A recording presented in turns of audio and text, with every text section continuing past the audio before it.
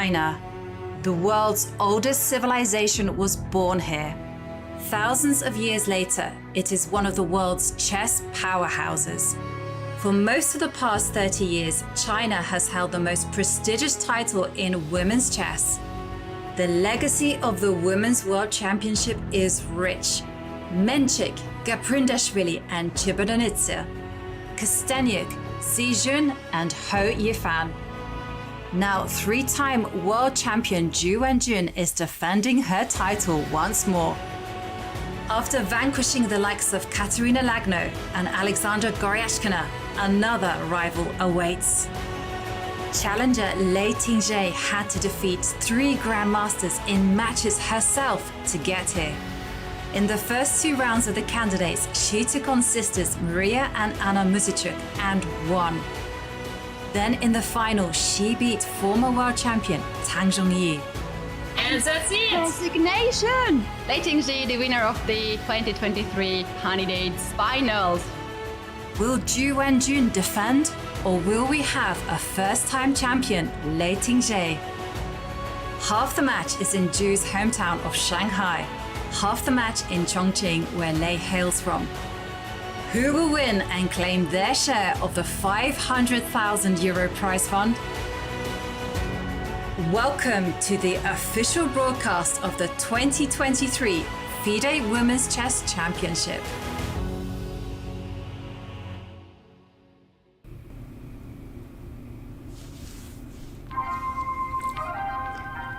Hey everyone, good morning! And we are returning to the City of Dreams, Shanghai, for the very last time for Game 6 of the 2023 Women's World Championship match. And after yesterday's monumental victory by the challenger Lei Tingjie, all eyes are going to be on reigning 3-time Women's World Champion Ju Wenjun as she plays for the last time in her home city. Will she make that much needed comeback today? We'll find out. I'm your host, International Master Ivanka Hauska, and as always, it's a great pleasure to be commentating alongside someone who has won nearly everything in women's chess. She's been a Women's World Champion, Women's Rapid Champion, and also Women's World Cup winner, Grandmaster Alexandra Kosteniuk. Good morning, Alexandra. Good morning, Ivanka. Well, we are very excited because yesterday it happened, what we've all been waiting for, this first decisive game. So the score is not even anymore.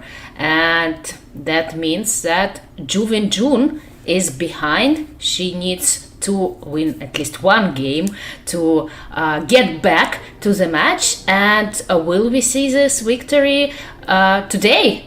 Or shall we wait for something more? Or maybe it's gonna be Lei who will score another monumental victory in the match.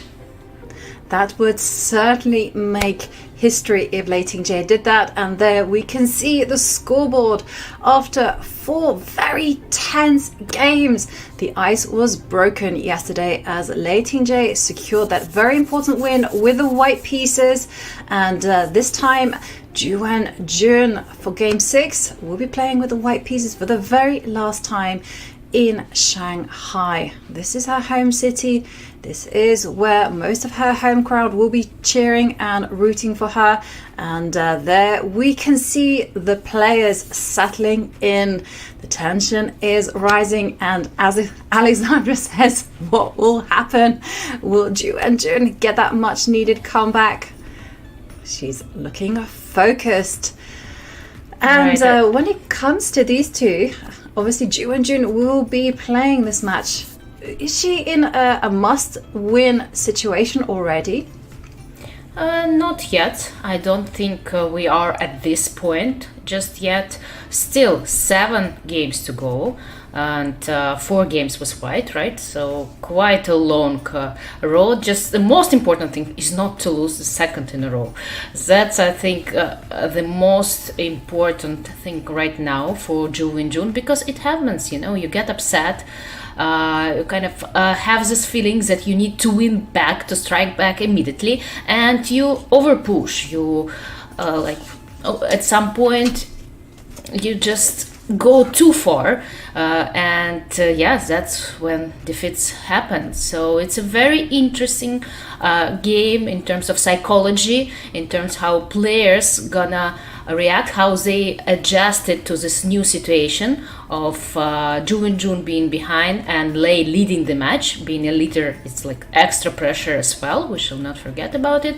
So yes, I am looking forward, as always, to this new chapter of this match. We'll see how it will proceed.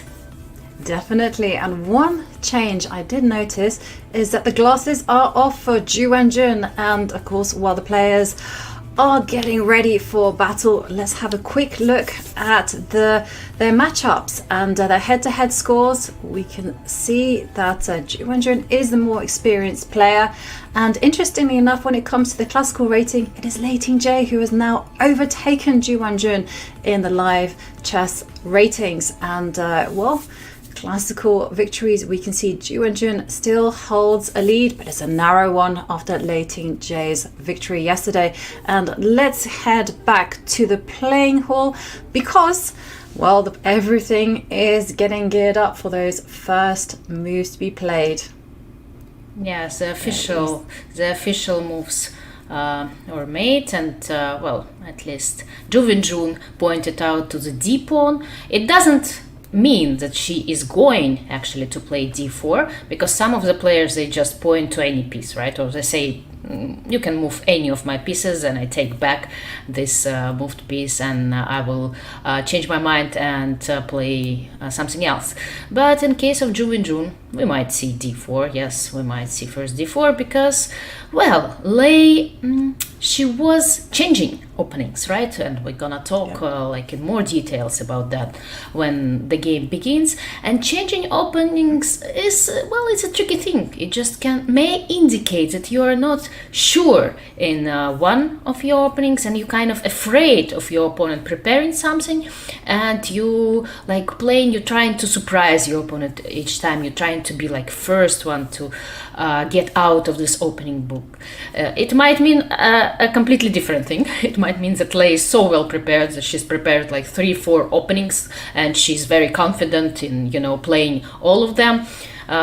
Both theories might be true, and in any way, I don't think there is any reason for the moment for Ju Wenjun to change something, especially since she's been playing d4 mostly throughout her career.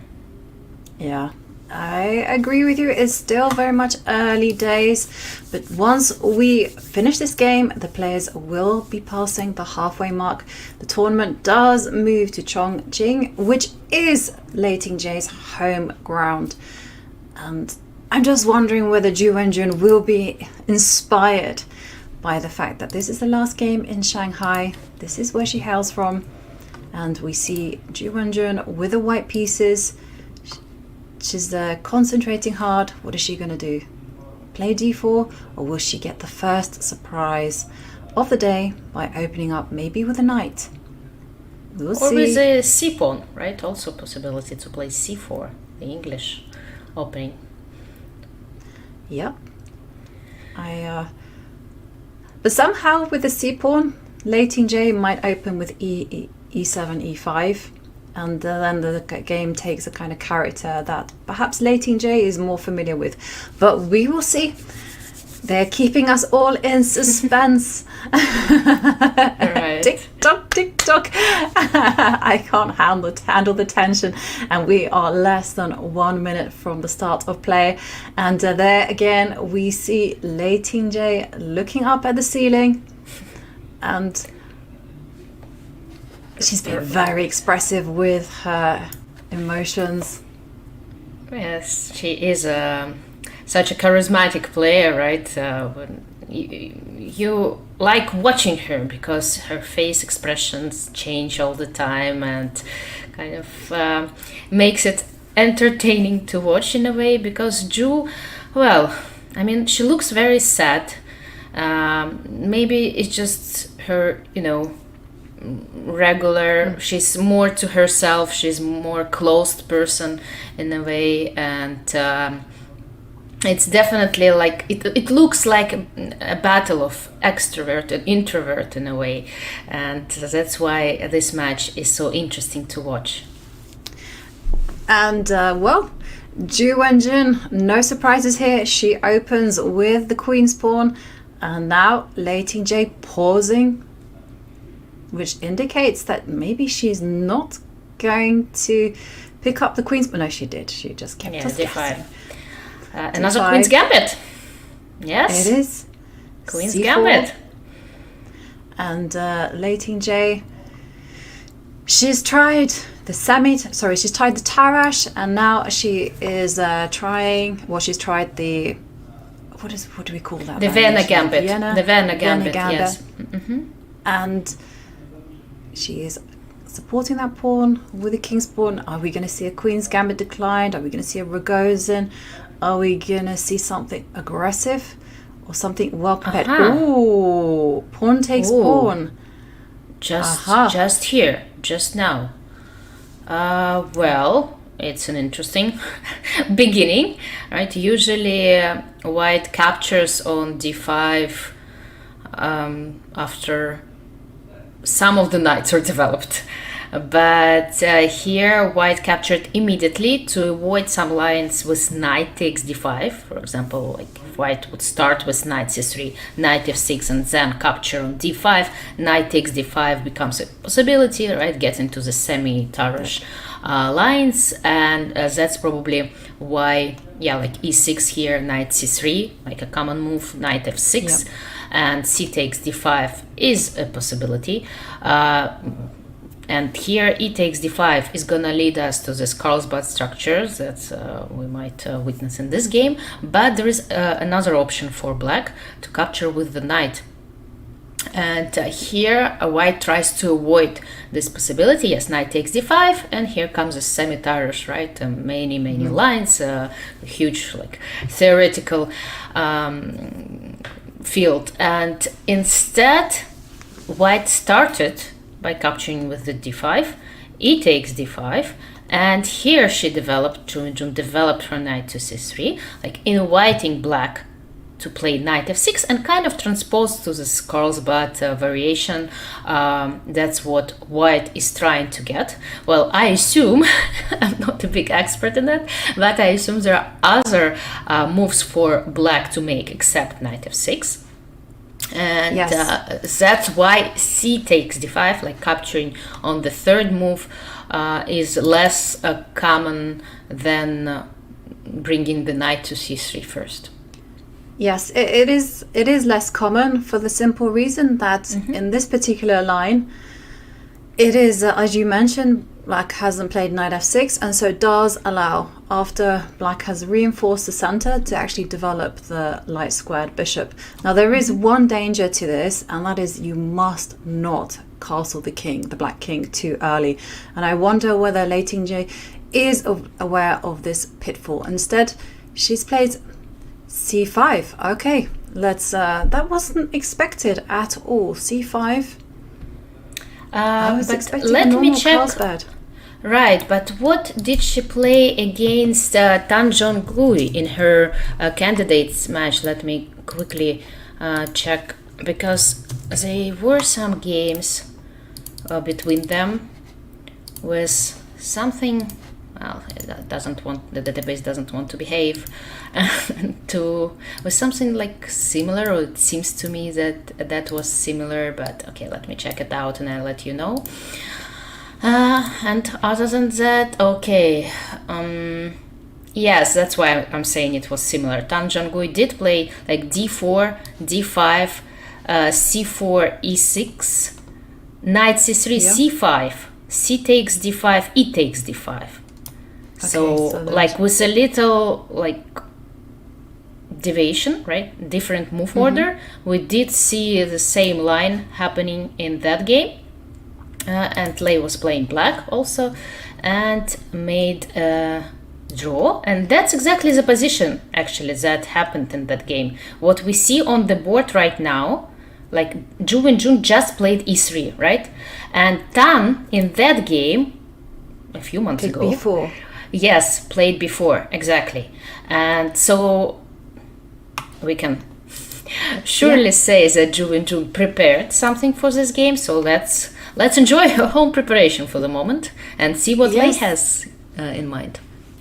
Yeah, and well, it's interesting that they're actually playing very quickly into this line, and this line is meant to be slightly better for white just because white has the bishop pair, and e3 played. Now e3 did fall into my inbox one day because it was recommended by the I can't remember where he's from, Grandmaster Alex Kolovich. And he said that this is kind of his way of killing this opening. He felt like white is slightly better, black is just simply for a draw. Playing for a draw after this, queen b4, queen d2, takes, bishop takes, and then... Okay, but Lei Tingjie, she's been very well prepared. She's arguing no, because to my eyes, this looks like white has everything they want from an opening. You know, they've got the bishop pair, the position is also very open. I mean, how is black going to look at neutralizing these two weapons?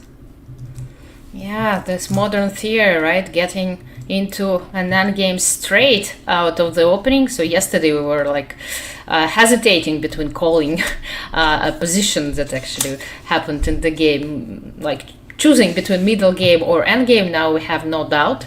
The queens are gone. So we're seeing this endgame, and how, I mean, can this pair of bishops be something valuable like for white? They definitely, I mean, Ju Wenjun and her team definitely believes in bishops, while Lei, yes, they are playing incredibly fast, so it's like a blitz game. Okay guys, stop, we still need we just still need some time to figure out what's going on.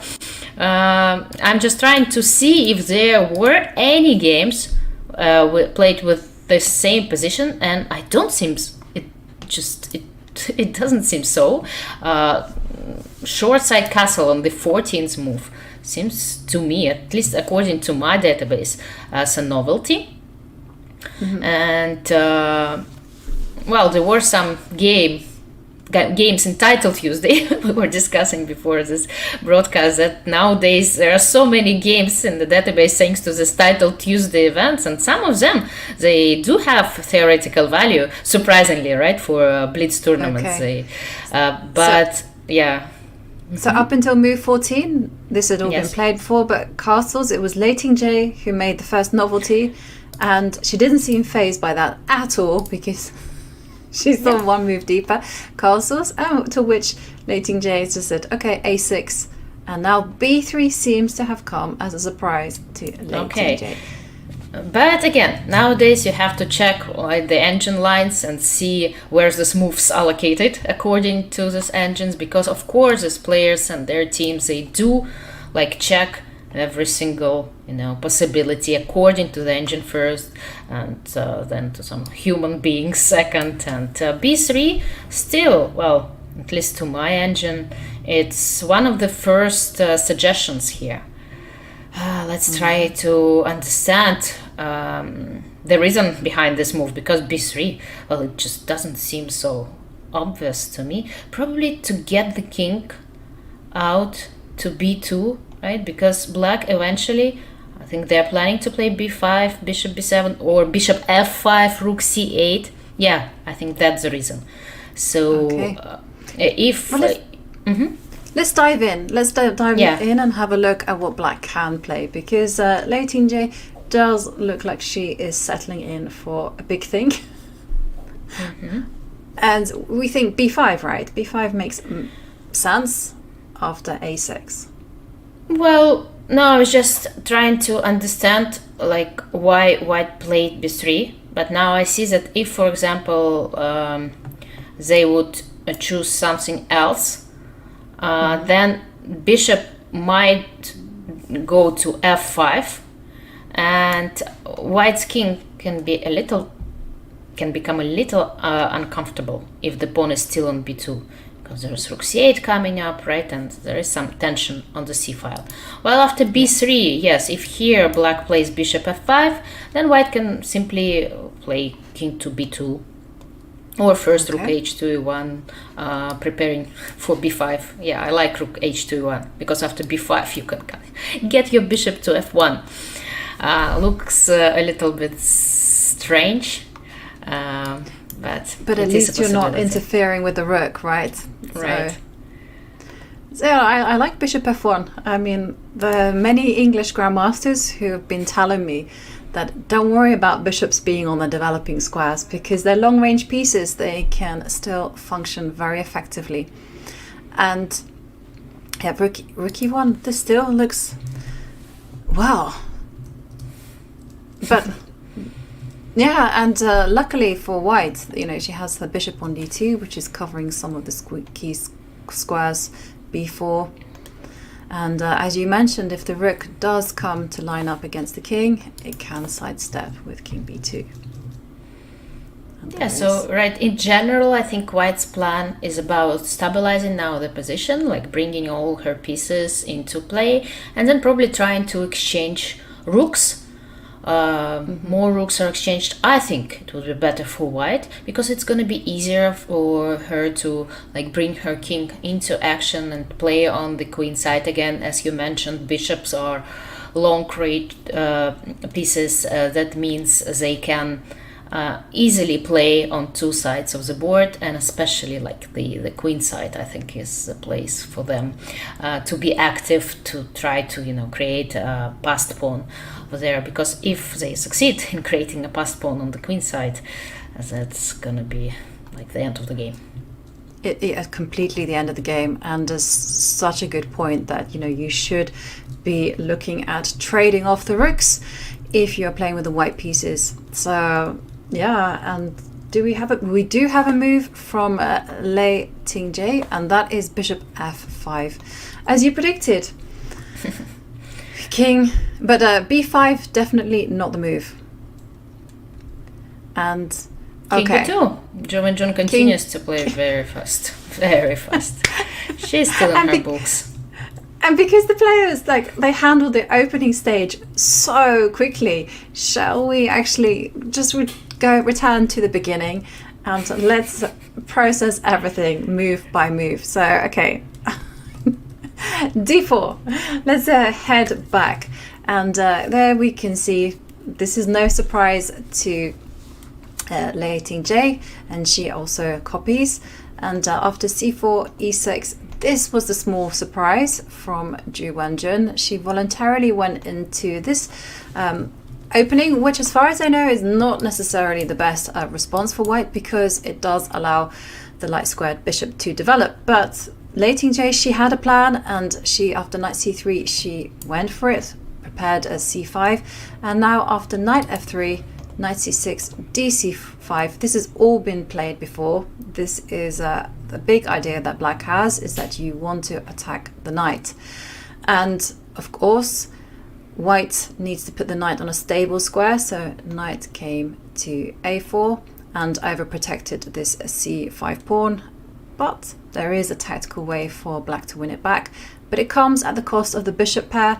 Bishop takes pawn, and this is again all theory. And after queen a5 check, gets blocked with the bishop, queen takes knight, and this opening worked well against Tang Zhongyi. But Tang Zhongyi played b4, and this was the candidate final match between Lei Tingjie and Tang Zhongyi. And Tang Zhongyi played b4, which is very aggressive, but you can handle this in a more positional way, which is simply just to go into an endgame. But say you've got the bishop pair, and e3 played. This was Ju Wenjun's black prep, and after here, and queen blocks, the queen gets traded, and knight e7 played, just to coordinate the knights. And I can still see some moves coming thick and fast, so I go through this very, very, very quickly. Bishop c4, and the novelty, as Alexandra highlighted, get the king to safety, and Ju Wenjun was not flummoxed at all, and also continued with her plan of mobilizing the pieces, getting the rooks lined up in the center. And after a6, b3 was the big idea, getting just a kind of hiding hole for the king on b2. And Here it was where Lei Tingjie, they had been blitzing out the moves. She took a pause and continued with the plan of playing bishop f5, just to cause some discomfort to the king. And after king b2, king is safe, b5, and this is different because after we were kind of looking at after bishop f5 going rook h1 with the idea of tucking the bishop on f1, and this one looked very, very good. But instead, we see Ju Wenjun. She was not afraid. She continued with her plan of playing king b2. King is now safe on the dark squares. And after b5, the bishop retreated to e2. Rook to f to d8, challenging the d-line. And this is where we're at. Right. And still, the players playing so fast that we can barely keep the track of what's going on. But okay, in general, it's going to be a long endgame fight. Of course, why didn't go for this line just to make a draw? They do hope, Ju Wenjun does hope to have to prove that a pair of two bishops, despite the engine evaluation, means a lot, and it's going to be a long game, and maybe the eval bar is like at the middle right now, indicating that it's closer to a draw. But again, the game will proceed, the situation is going to change, she's gonna try to put some pressure onto her opponent, and it might eventually pay off. While Lei is very confident, it's not for the first time she's playing this opening. She's prepared it long before her candidates match, probably for the whole candidate cycle, maybe even before that. So she has a lot of experience, and she's very confident in being able to hold this slightly inferior position. She's saying yes. She's saying to Ju Wenjun, you have a pair of two bishops, but I do believe in my knights. I do believe that I will be capable and able to hold this endgame, and I'm sure she's played many training games against her team and coaches with this kind of endgame, and she knows like the basic plans, ideas, things that she should be playing for, or pieces that should be aiming to change, and we'll see who is better prepared and whose strategy will be more successful. I agree with you. I think she would have definitely needed to play many training games here, because to my eyes, I would just simply assess this position as worse. Not even slightly worse, like worse, because the bishop pair is very powerful. And as you highlighted earlier, when it comes to the placing of the kings, Black's king is far away from the action, and White has a very straightforward plan, as you highlighted, just to get rid of all the rooks on the board. And as soon as the rooks come off, then you can just imagine that destabilizing moves such as a4 are going to be very problematic, because the bishops are so powerful. It is worrying to me. But then again, Lei Tingjie, she looks confident. She's just blitzed out the moves here. So she has a plan. And like you say, she for sure has played training games.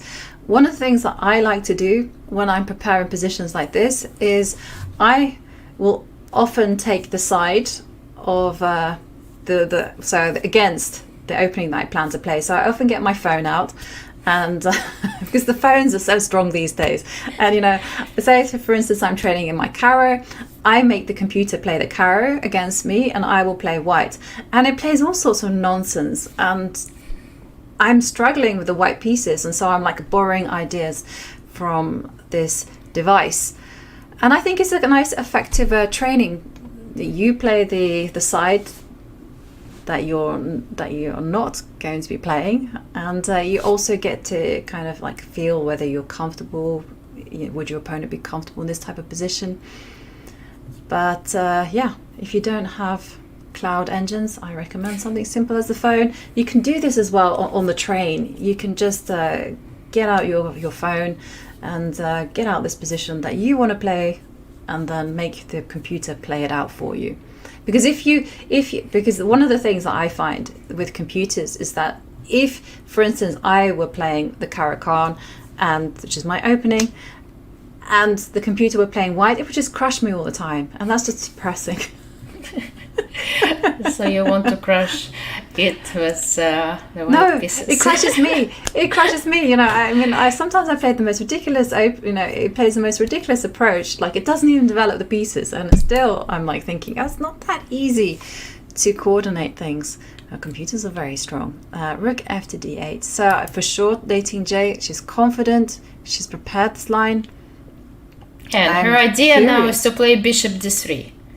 Her idea is to exchange this pair of bishops, right? For example, if white plays rook h2 e1, something very logical, putting a second rook on the open file, then bishop d3, I think, will come up. And if black manages to trade, like at least a pair of bishops, then it's not two bishops, right, anymore. It's not two bishops. But still, this makes me nervous. The king coming in, you know, the fact that the all the knights are action on will the happen board, on. right? That's true, and the rooks haven't left the game either.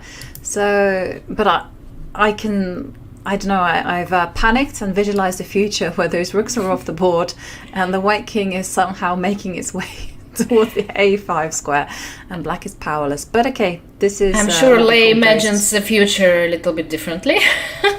She might also, right, share some vision skills. I should hope so, to be honest. But bishop d3 is definitely an idea, just to neutralize the bishop pair, get them off the board. So, kind of dive in deeper. What if white were to go bishop to e? Right, that's what I was going to say. Bishop e3 or bishop f4, trying to protect this d3 square. Knight d5 might come up. I mean, after any of those moves, so especially after bishop f4, I believe. Attacking the bishop, and if the bishop moves away to g3, then knight, I'm not sure which one, probably d5 knight, will go to b4, with threatening to get to d3 and kind of forcing now white to exchange the slight squared bishop. And that's a very powerful idea. I'm also wondering whether moves like, so rook f d8, that's a critical moment. So there are many options on the board. We have bishop to g5, we also have bishop to f4, bishop to e3. So bishop f4, I wasn't sure about that one. I was kind of favoring bishop e3, so that after knight to d5 you can come in. But still, this is a problem. Yeah. And even more of a problem because it will definitely force some trades to be initiated. So that's unsatisfactory.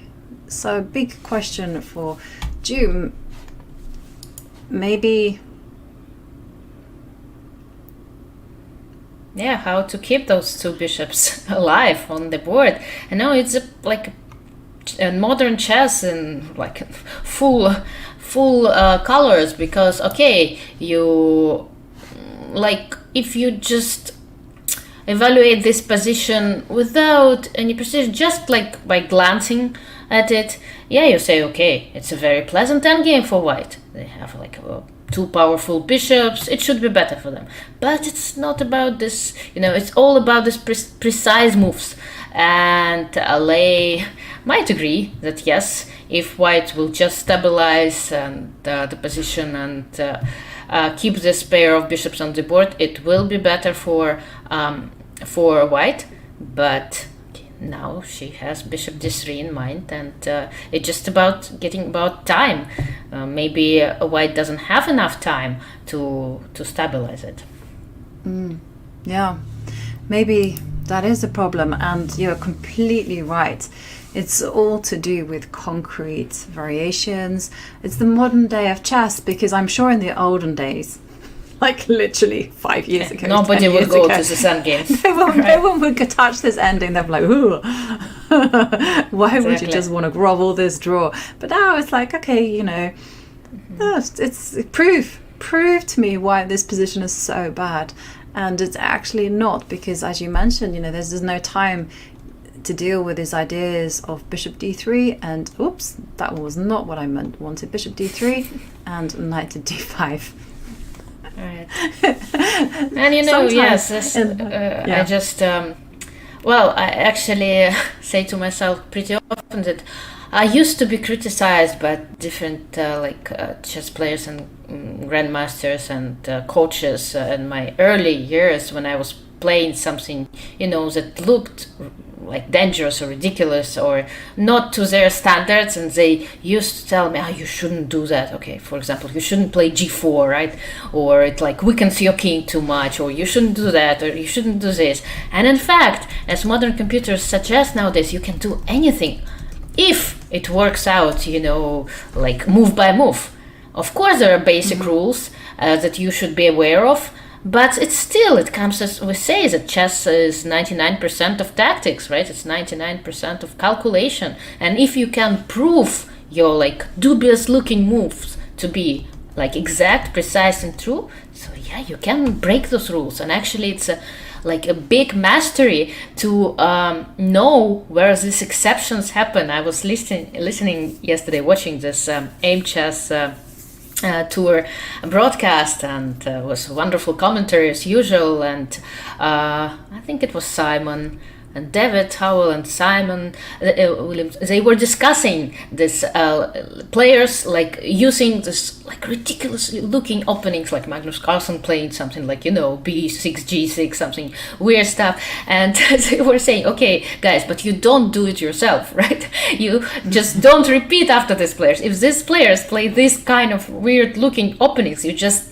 don't do the same stuff in your own games, because again, those players, they have already mastered these basic rules, and they have this very deep understanding where they actually are allowed to break those rules. And it's a completely it's a very a very difficult thing to master. And even they, sometimes make mistakes and overstep this border where this exception should even sometimes they lose their games. So it's all about precision. Totally agree with you. I think a lot of the times when people play these type of openings, unless you put in the hard graft beforehand, just don't try this at home. Don't touch this with a barge pole, because they understand the risk that they're taking, and like you mentioned, they understand the pawn structures that they can transpose to, they can use to their favor. And just before this game started, I was talking about Richard Report, and he came up with playing the Philidor. Now, most of us at home would be feeling really uncomfortable in such a cramped position, but he had figured out exactly where to put the pieces, exactly what trades to make, when to make those trades. And actually, in his last game against Duda, that he realized that he traded too early in the center, and so he was like, okay, this needs refinement. And anyhow, what I wanted to kind of point out, that there had been some serious thought, some serious study, and so the risk margin was quite low there. And we also saw Magnus just now in the AIM chess, just begin with a6, e4, a6, and was like, hello, the St. George's against someone super strong. Right. Yes. Why are you doing this? It's my personal just advice to all those coaches around here. You just don't criticize. If your young player breaks the rules, don't say you must not, never do it. No. Just ask him or her, even more importantly, why did you do it? What were your ideas, concrete lines behind it? Maybe there are some brilliant explanations behind it. And when you just say all the time that you should never exchange that, put this pawn up forward, don't develop, don't castle, and so on, when there are so many restrictions, it's kind of, I feel it's stopping in a way development of a young player. You should encourage, okay, those mistakes, they're nice. Okay, so maybe maybe, yeah, of course you should repeat like game after game about the importance of the center, like the importance of development of your pieces, and you should repeat those basic stuff. But still, if your young student makes something like a little bit shocking at the first sight, still try to understand her ideas behind it, and just help this player understand when those exceptions may be possible, right, and when they are not. Do you know what my pet hate is? My pet hate is when you have a child, a very young child, just like you mentioned, okay, and they're cautious by nature, and they're playing kind of very clever, sophisticated stuff, and the coach tells them, you shouldn't be playing like that, you should be playing like pieces forward, blah, blah, blah. And you're just like, well, right. Why not let someone play to their personality? Why not let someone, but just refine it, just engage with them, just show them possibilities, to expand in different ways. But at the same time, if this is their strength, just keep them motivated, keep them playing, and don't criticize and go cautious, because cautious is actually clever. Yes, clever chess, because you're anticipating what the opponent is doing. And so I will get off my soapbox because I've had this so many times. Yeah, me too. I've suffered, and I have this like somewhere behind. I mean, your head. You have all these voices criticizing you, and when you're about to make a risky move, you say, "Oh, no, they're gonna say that, and they're gonna say that, and why am I doing that? I know that it's not like right, but there is no right and wrong. There is just precise moves, and if you can kind of prove that you are right, then it's okay to break those rules and exceptions. But you should know, of course, you should first master the rules, that's for sure. Yeah, I completely agree.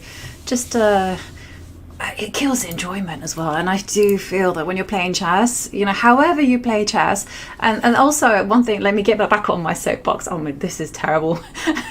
One thing that I'm really annoyed by is that people are so focused on rating, and it should be all that's about terrible. It's terrible.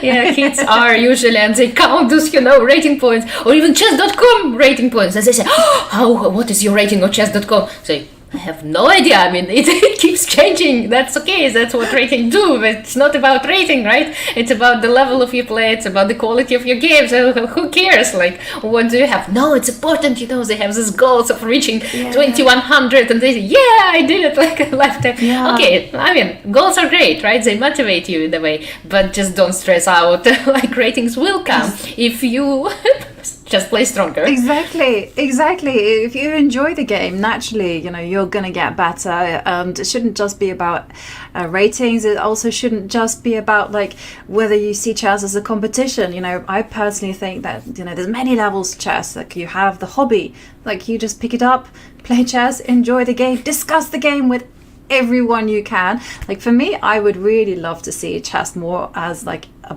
board game type, so to speak. So by that I mean just kind of like, you have 3 people in the room, everyone is discussing plans, everyone is just having fun. It's a social game, and that's one angle, and I think that should be nurtured way more often than it is. And then you have like the sporting element side to it.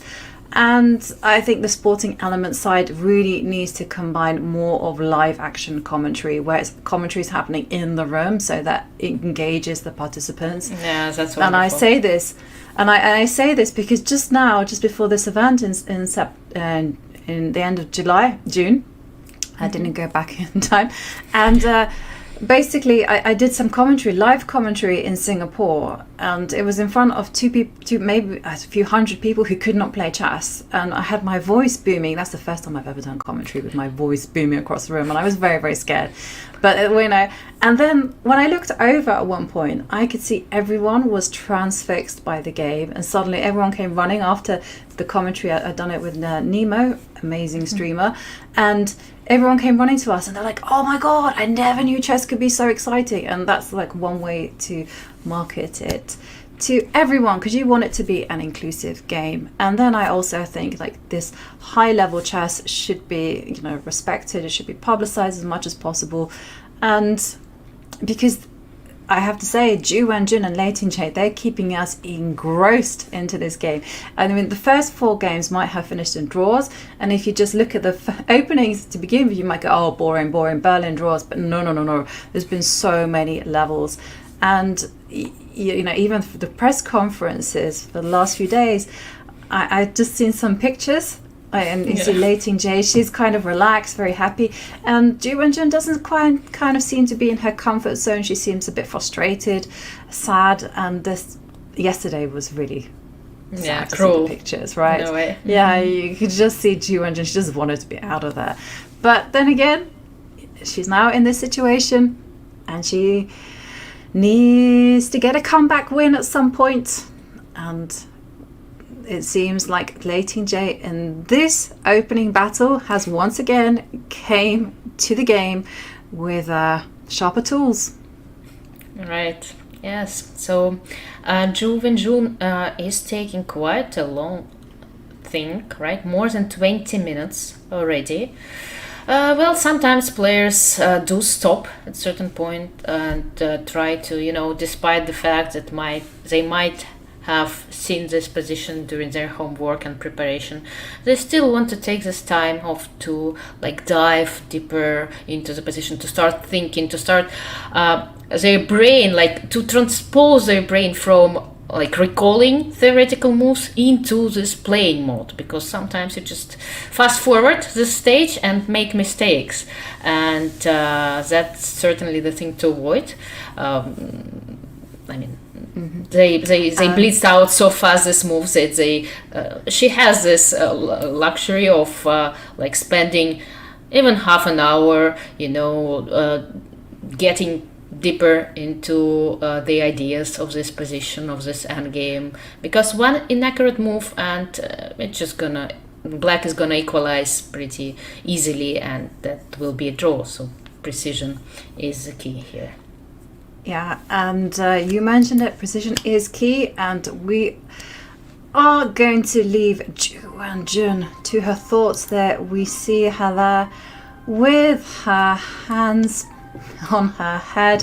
She is thinking desperately, and of course this is the very last time that we will be in Shanghai, because the show will move on to Chongqing.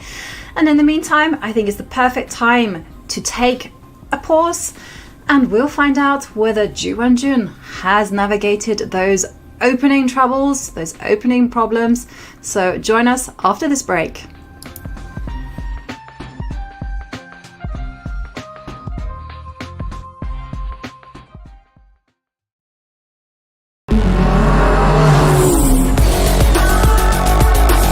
Oh my goodness, 98? Whoa. Bishop G5 with mate. No way! It has to give it. Mate! He bloated mate! Chance, rook F7. Whoa, no! No! No!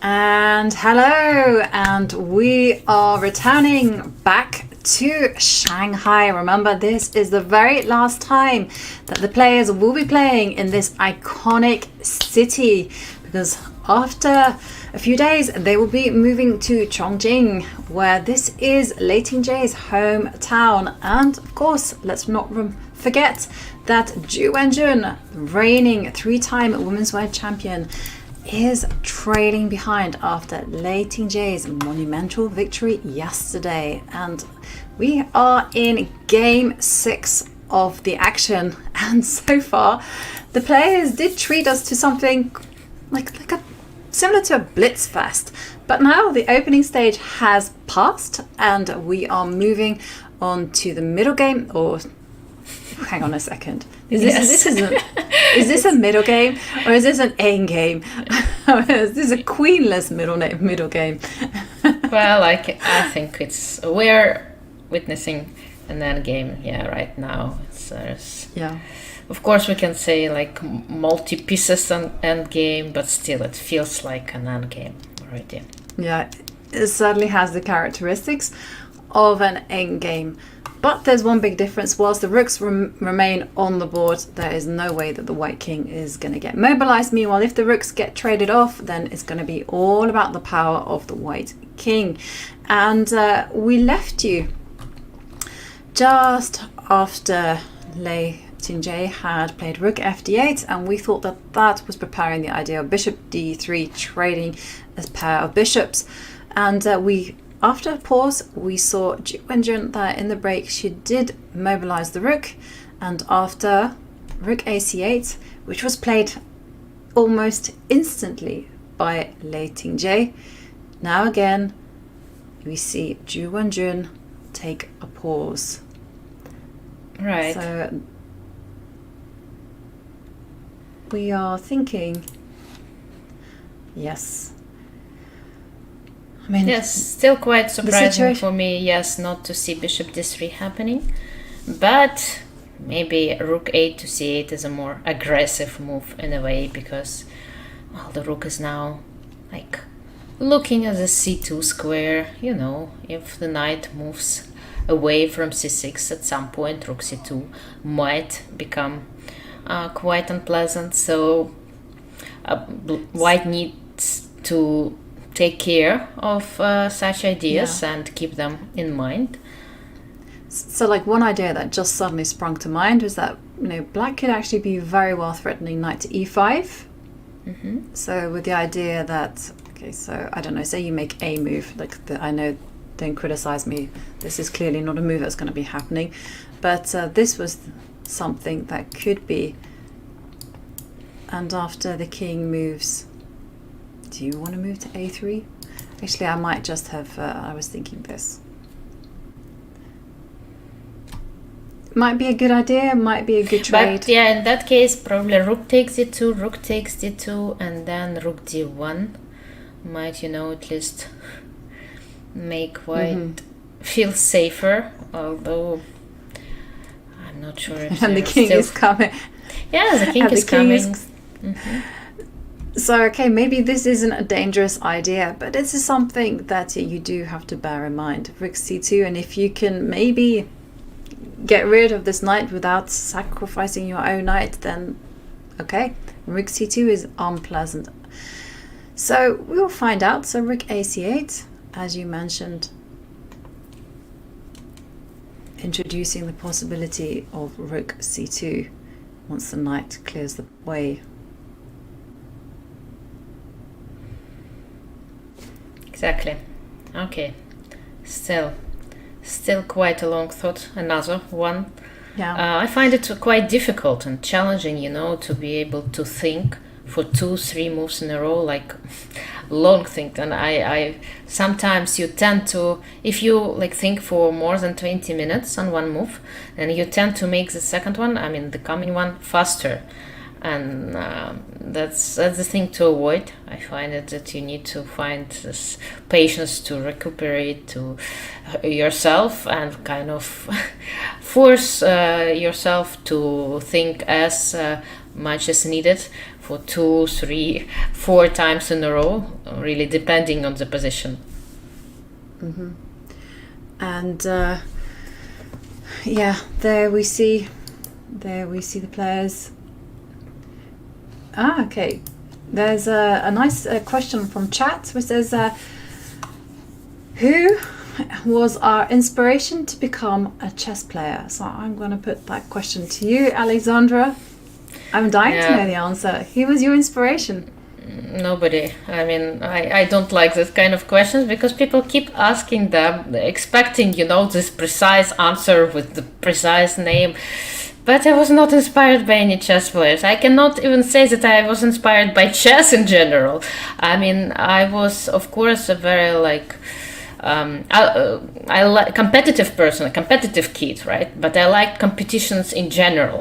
Okay, and it happened to be chess that I was kind of forced into at the beginning, and I cannot say that I was somehow inspired by any big names. I wish I would, but yeah, I was just growing up competing against kids of the same age, and then of course I always admired great chess champions, but they were so much higher, than the level I was growing with. That I just they were like stars that you just watch, and they're so far away, and the light is so far away that you don't feel they're within your reach. So just this. I cannot, unfortunately, answer these questions. That's why this kind of questions, they always make me uncomfortable in a way. But I actually have a very similar story. I wasn't. It wasn't a choice of mine. It's not like chess found me. I saw it being played, and I was like, "Wow, what is that game?" Yes. No, that did not happen with me. It was no Beth Harmon story here. So no, my father played the game, and his father played the game, and so he was like, "My children will learn the game," and so we started playing. And what happened actually was that. It was quite a funny story. So I knew, he decided that he would teach me how the pieces move, but it was my brother, he was the oldest child. They got all the attention focused on him, and they needed a filler one day. I was very young, maybe 5 years old, and they did a filler in a tournament, and my mum was the one who just suddenly pushed me in and said, "She's playing, she knows how the pieces move." And I happened to, and from that I won the tournament or something like that. I did super well, and my dad was like, "Hello." Who is this? I have 2 kids I can now push. And then he just he was very ambitious for us, and he dedicated his life to taking us to tournaments, to teaching us chess. He was really inspired by Judith Polgar's dad, and he was like, okay, well, just with chess,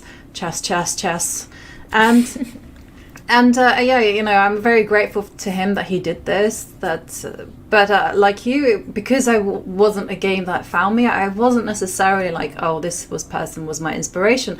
But I can say, whenever we got chess magazines, I was, being a girl, I was only drawn to females. Girls. And I would follow every single game that they played. I saw the pictures, I knew their names, I knew their openings, and I wasn't necessarily inspired by them, but I was definitely kind of taken by the idea that there was more girls, more women playing games. So this is why I think visibility is such an important topic.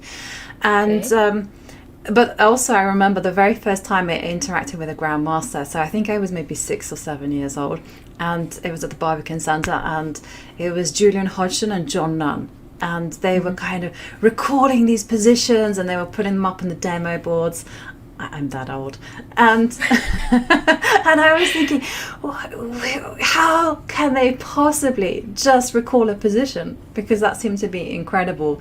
And they were like, there was this nice jamming between the two, and I just thought, I want to be like them when I'm older. So for a while, I wanted to be a mathematician, except I was so young, I called it maths magician. Because John Nunn was a maths magician. Right. So you did have inspiration in a way, right? But some inspiration. But definitely Judith Polgar. If I had to say someone, Judith Polgar and her sisters, I followed everything they did. And I read all the stories. And yeah. But I kind of like say I really want to be them when I grow up? No, that wasn't the case. But Jess is we all have our stories. I have one story about I was attending a chess camp. One of the few, unfortunately, that I was able to attend, because at that time, the Soviet Union was collapsing, and these camps that used to be regular, they almost stopped, right, because of the lack of financial support. But nevertheless, I was able to attend a few run by Yuri Ruzovaev. And I was, very young, also 6-7 years old, something like that. And there was a TV crew coming, filming us, interviewing, and they asked me a question that, okay, there's Judith Polgar, and when you grow up, you're going to play against her, right? I mean, you're going to compete against her.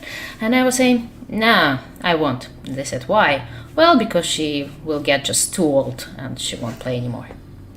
I was very cruel. Right, I'm sorry, but that was an answer of a 6-year-old. I love that answer. Kids can be cruel. They can be cruel. I remember you asking, when you were asked that kind of question when you were little, you're like, oh yeah, when I'm 40, I'll be walking with a walking stick. Right, exactly. Yes. I will stay at home, I was like, whoa, yes. No, we've all been there. She's doing. And of course, you did play Judith Polgar, and you played her many times, right?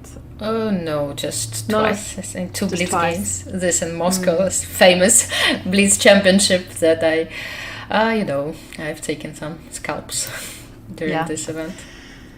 Yeah, I remember because I remember it was just you beat so many grandmasters there in very sharp positions, and I was like, wow. It was both you and Judith, and that's so rare to see. Yeah, and Magnus, he was a little bit naughty against you. He tried to take a move back. Well, I didn't allow him to do that. And I put this video and, people complaining, okay, come on, you say you beat Magnus Carlsen. But in fact, it was just because you called the arbiter. That's it. That's the only reason you beat him. Yeah, well.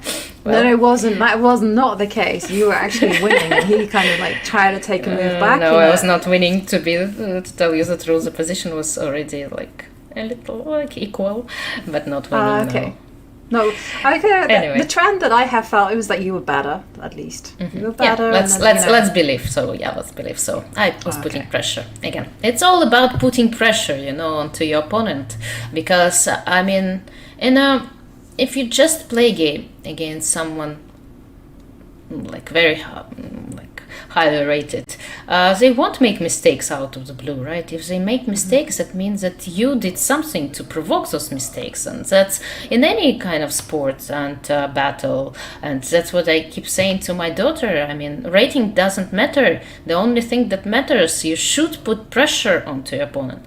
You should, in her case it's tennis. I say that if you come to play a match, you should come to the court, and your opponent, just by looking at you, just should understand that you will do everything that is in your power to win this match. You're here to win this match, and you're here to put this pressure and to make them make mistakes. Because if everything, comes easy, if you're the one, stumbling upon, they're not gonna make any mistakes. So it's up to you really to force your opponent. It's your task. In order to win the game, of course you can play the perfect game, but it rarely happens, to be the truth. So it's this unforced errors. I was always surprised to hear about those unforced errors in tennis. I say, come on, how those errors are unforced? They are forced. It's just your opponent kind of putting this pressure that you cannot measure really. But it is here. It is in the atmosphere, in your movement, in your play that make this people make Yeah. mistakes. So yeah. And Oh, okay. And whilst the play, I completely agree with you there, Alexandra. It is all about confidence. It's all about maintaining that and putting pressure on your opponent, but understanding what things are unpleasant for them as well. And I see a question from chat and says, asking me to talk a little bit about my book that co-wrote with James Assenger called The Mating Game. Yeah, so it's just a novel set in the chess world. It's about a woman who's trying to make a living from chess, but I mean, it's not really just about chess. It's just more about her adventures in life. And in exciting news, I don't know whether I should be saying this, but whatever, I'll whisper it. Maybe no one will. We do have a script for it, and that is currently in Hollywood. Yeah, maybe it will be made into a movie, but you never know. Fingers crossed. Fingers crossed. Right. Exactly, and it will be, if it happens, it will be slightly different from the book, but it will be very, very exciting to have some project like that. And Perfect. Whilst I was talking about the mating game, well, this game being played, and the bishop did come to g5, asking questions to the e7 knight. Right. And you know what I noticed? We briefly mentioned this fact that the players actually, they keep sitting at the table. They don't leave.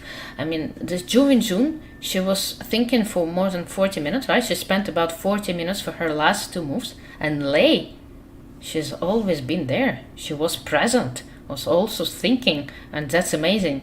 I mean, because I say to myself, okay, if I would see this endgame, that I've seen already in my home preparation, that I've played so many games with, I would just leave the table. I let my opponent contemplate that. I just will not have this patience to sit and look at this position. And but Lei, she was there all the time. Yeah, I are very much in the pacing camp, so I would feel very restless, and I would find it difficult to maintain my focus, my concentration. So the best thing for me personally would be just to get out of there, get some food, and then just kind of like walk up and down and talk to myself. You can do this, But Lei Tingjie, she's very much present, like you said. So this is something that both sides, they Lei Tingjie, Ju Wenjun, they are friends. They know each other very well. So they've both made a concerted decision to be sat there present at the board. Perhaps it's just a pile on the pressure, as you've mentioned. And talking about piling on the pressure, shall we now take a deep dive into the bishop g5 and its consequences? Yes, of course we shall. Let's definitely stop bishop d3. But the main question is where this bishop is going to move after f6, where she's planning to go. Is she planning to go like to f4 e3? I doubt it, because of knight d5. Back to d2, I also doubt it. So probably like the only reasonable square left on this diagonal, at least for the bishop, is on c1. And then the question which comes to my mind, was it really worth of like including this bishop g5 f6 to provoking black make this move, or whether it was better just to go to c1 immediately, just to protect the square on d3 and to open up the d file, because we've talked through that white's plan should be connected with the exchanging of rooks, and it just will make will take off this initiative from the black side, and will make white's task of improving her pieces so much easier. So I'm not sure. It's a very difficult question, and Ju Wenjun was trying to answer that. For some reason, she decided to include this bishop g5 f6 first before getting to c1. If she is going to get to c1, I don't know, but there don't seem to be many other reasonable squares to go with the bishop too. And because after bishop c1, I still expect knight d5 to be played, right? Because knight d5, knight b4, knight d3 idea seems to be quite... But there's still some possibility, because only consequence I can see of f7, f6 is that this the king is now standing on an open diagonal, and I'm just going to throw in a little anecdote that in Bent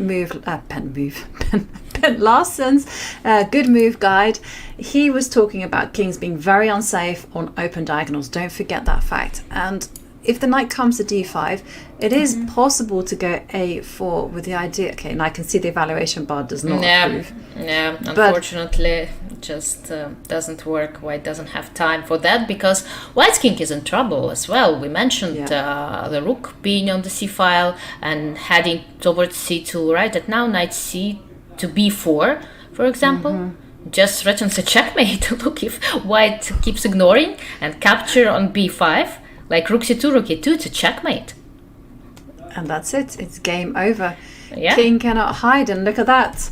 So, okay, the a4 is not possible because the idea that I had in mind was after moves like a4, if you do take, so this is something to have in the back of your mind, there's a possibility of going bishop c4 or even throwing in bishop a6 and then retreating to the c4 square. But timing is everything, and it's not possible to make that move right now. So bishop g5, bishop c4, knight d5, and still. Then, if a4 is not possible, then you probably should go very positional, and Ju Wenjun is a positional player. But how to go positionally? I'm thinking of doing the old thing of controlling the knight circuit. So just keep that square under control. a3, okay, but it kind of also weakens. It doesn't let, of course, black knight get to b4 immediately, but can't I play... if I play b4, I think you want to play bishop c4, right? Yes. That's your idea. And do I have time now to go away with my knight, c6 knight, I mean? Like to create this rook c2 But threat. then knight d4 comes, because that's the consequence of everything. Still, It's quite nice. It's quite nice when your opponent tells you what they're going to play. They say, hey, if you move your knight, I'm going to move it there. It's like, oh, thank you. Yes, I know. No, I used to dream about this possibility because we have a very popular book in Russian for kids, and it's about the adventure of Alice. It's like not the Alice in Wonderland, but it's like more advanced Alice, like Alice in the future, saying there are ships and robots and everything. It's like there is a movie and animated movies. But anyway, there is an instrument, I forget how it's called, but when you open it, it has a magical crystal inside it, and it tells you what the person in front of you is thinking. And it's like reading minds instrument, and I used to dream about having these and opening it up during a game and listening to my opponent's thought, and I thought, it would be so helpful. So you stopped my idea. But sometimes you can read your opponent's thought without this magical instrument, magical crystal, just asking yourself this question, where all those pieces are heading to. Yeah. No, I agree with you. It is possible to... That's the beauty of chess. I mean, everything is open. The information is there on the board. You just have to read it. And I was inspired by your last move of checkmating with knight b4, but I was thinking of strange moves like knight c3, but that's not possible. And we do have a move from Lei Tingjie, and she has played f6. So again, is Ju Wenjun planning just to retreat the bishop to its starting square? Why not? Bishops are long-range pieces. You don't want to be... Set of rooks have left the board, and now we see Ju Wenjun speeding up. But hang on a second. So knight takes rook is now possible. Yeah, knight takes e8 is definitely a possibility. Well, in that case, White will still need to get her bishop back somewhere. and rook c2, right, is coming after that. Well, let's try to investigate what's going to happen, because it looks like a forced line. It is a forced line, right? So knight takes rook, rook takes rook. Okay, so we have the time in the world. Lei Tingjie is thinking, shall we investigate? Knight takes rook. Okay, knight takes d8. Well, there are two moves to investigate. Knight takes d8 and rook takes d8, right? But knight takes d8 seems more forced. Now I need to retreat my bishop somewhere. Okay, let's say it's bishop e3, right, or somewhere. If I get to e3 and you are giving a check to c2, well, I can't go to b1 because of rook takes e2, and well, by the way, she captured with the rook, but anyway.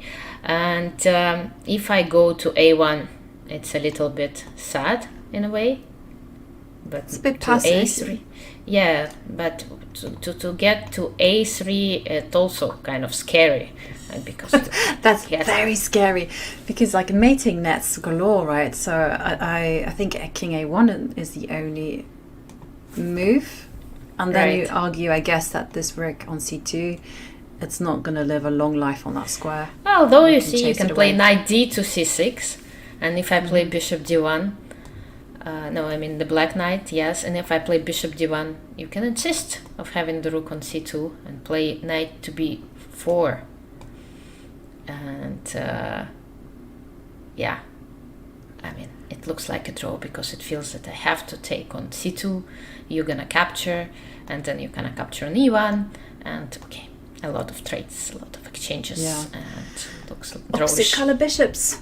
But that was all kind of hearsay, because what happened is that after a pause, we do see that it is rook takes rook on the board, and okay, still Lei is playing still very, very fast, because if she wouldn't know, right, that she's supposed to capture with this rook, then I mean, she should at least have spent a few more minutes to calculate knight takes d8, because it looks so tempting, and in her style, right, bringing the rook, threatening to bring the rook to c2 and all those knight moves. I mean, but since she captured back pretty fast with the rook, she might be still in her opening books, because otherwise it's weird, you know, not to spend more time like contemplating over capturing with the knight.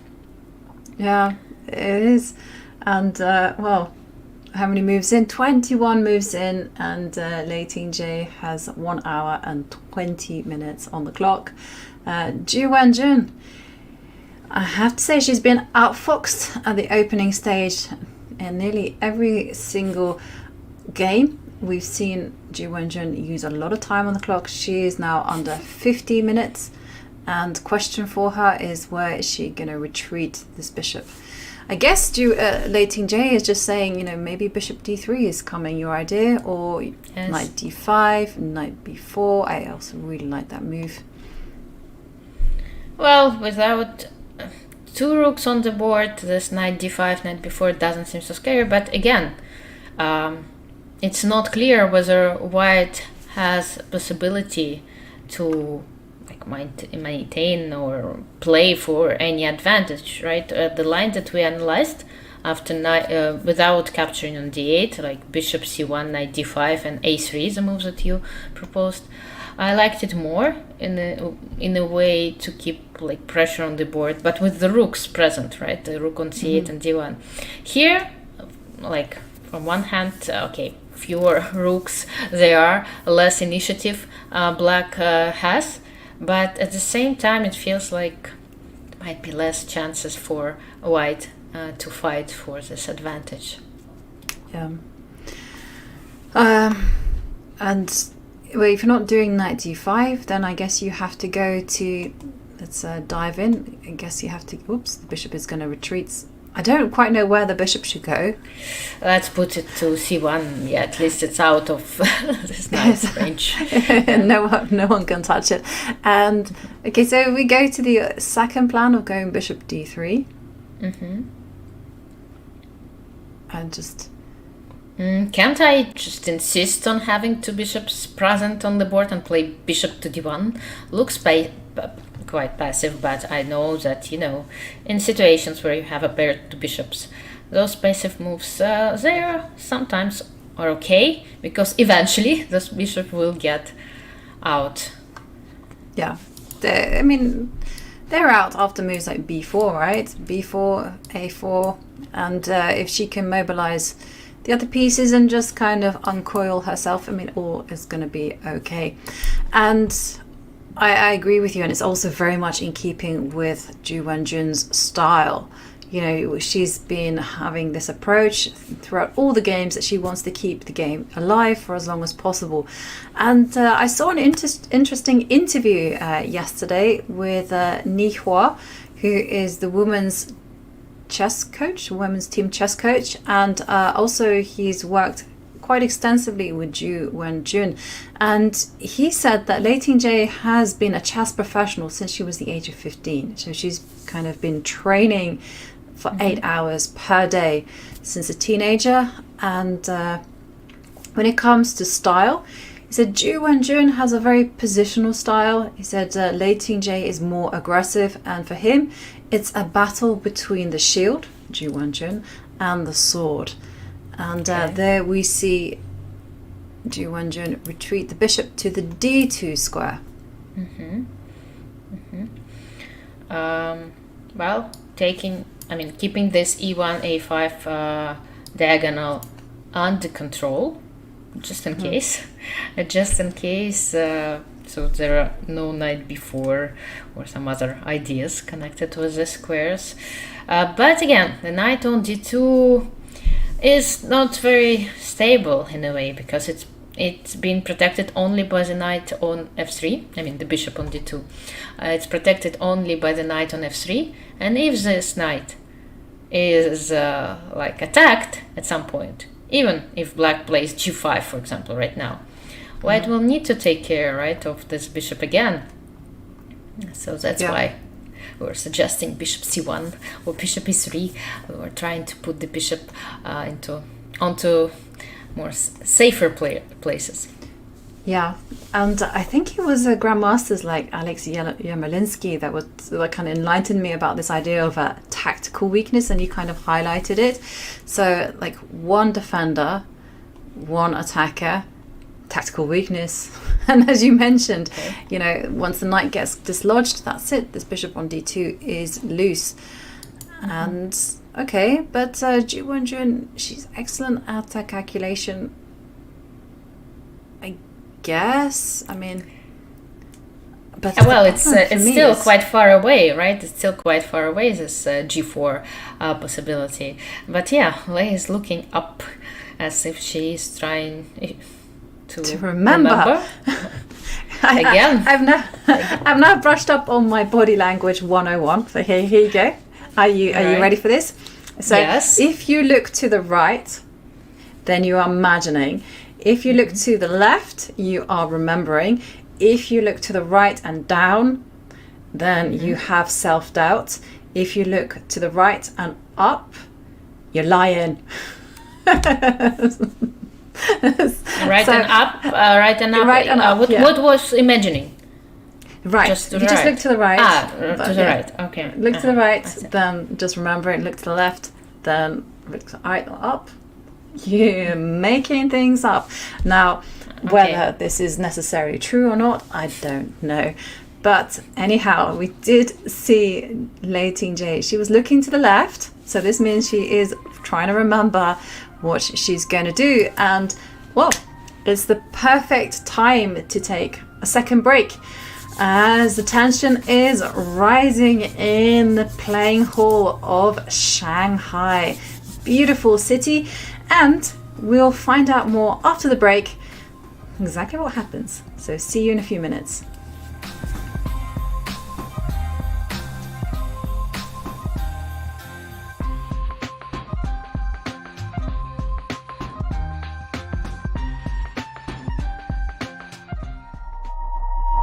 Chess.com's game review recently got a major update. Here are 4 key notes.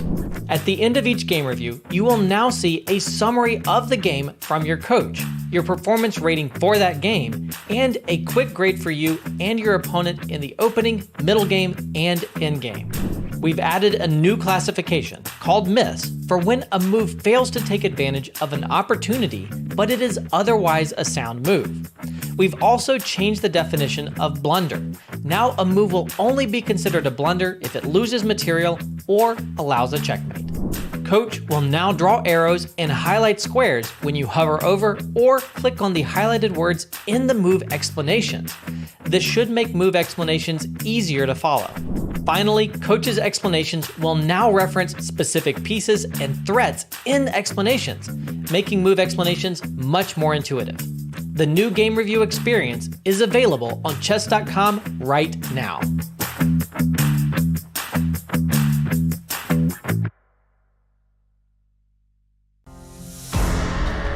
Move over, Mittens. There's a new top dog in town.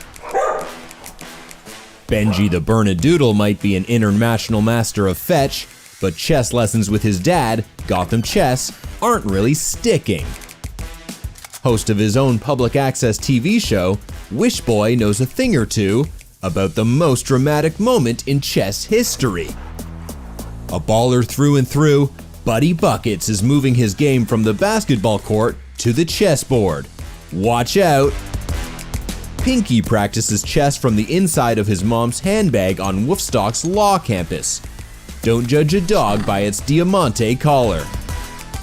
Ponchik learned chess from his dad, GM Levon Aronian.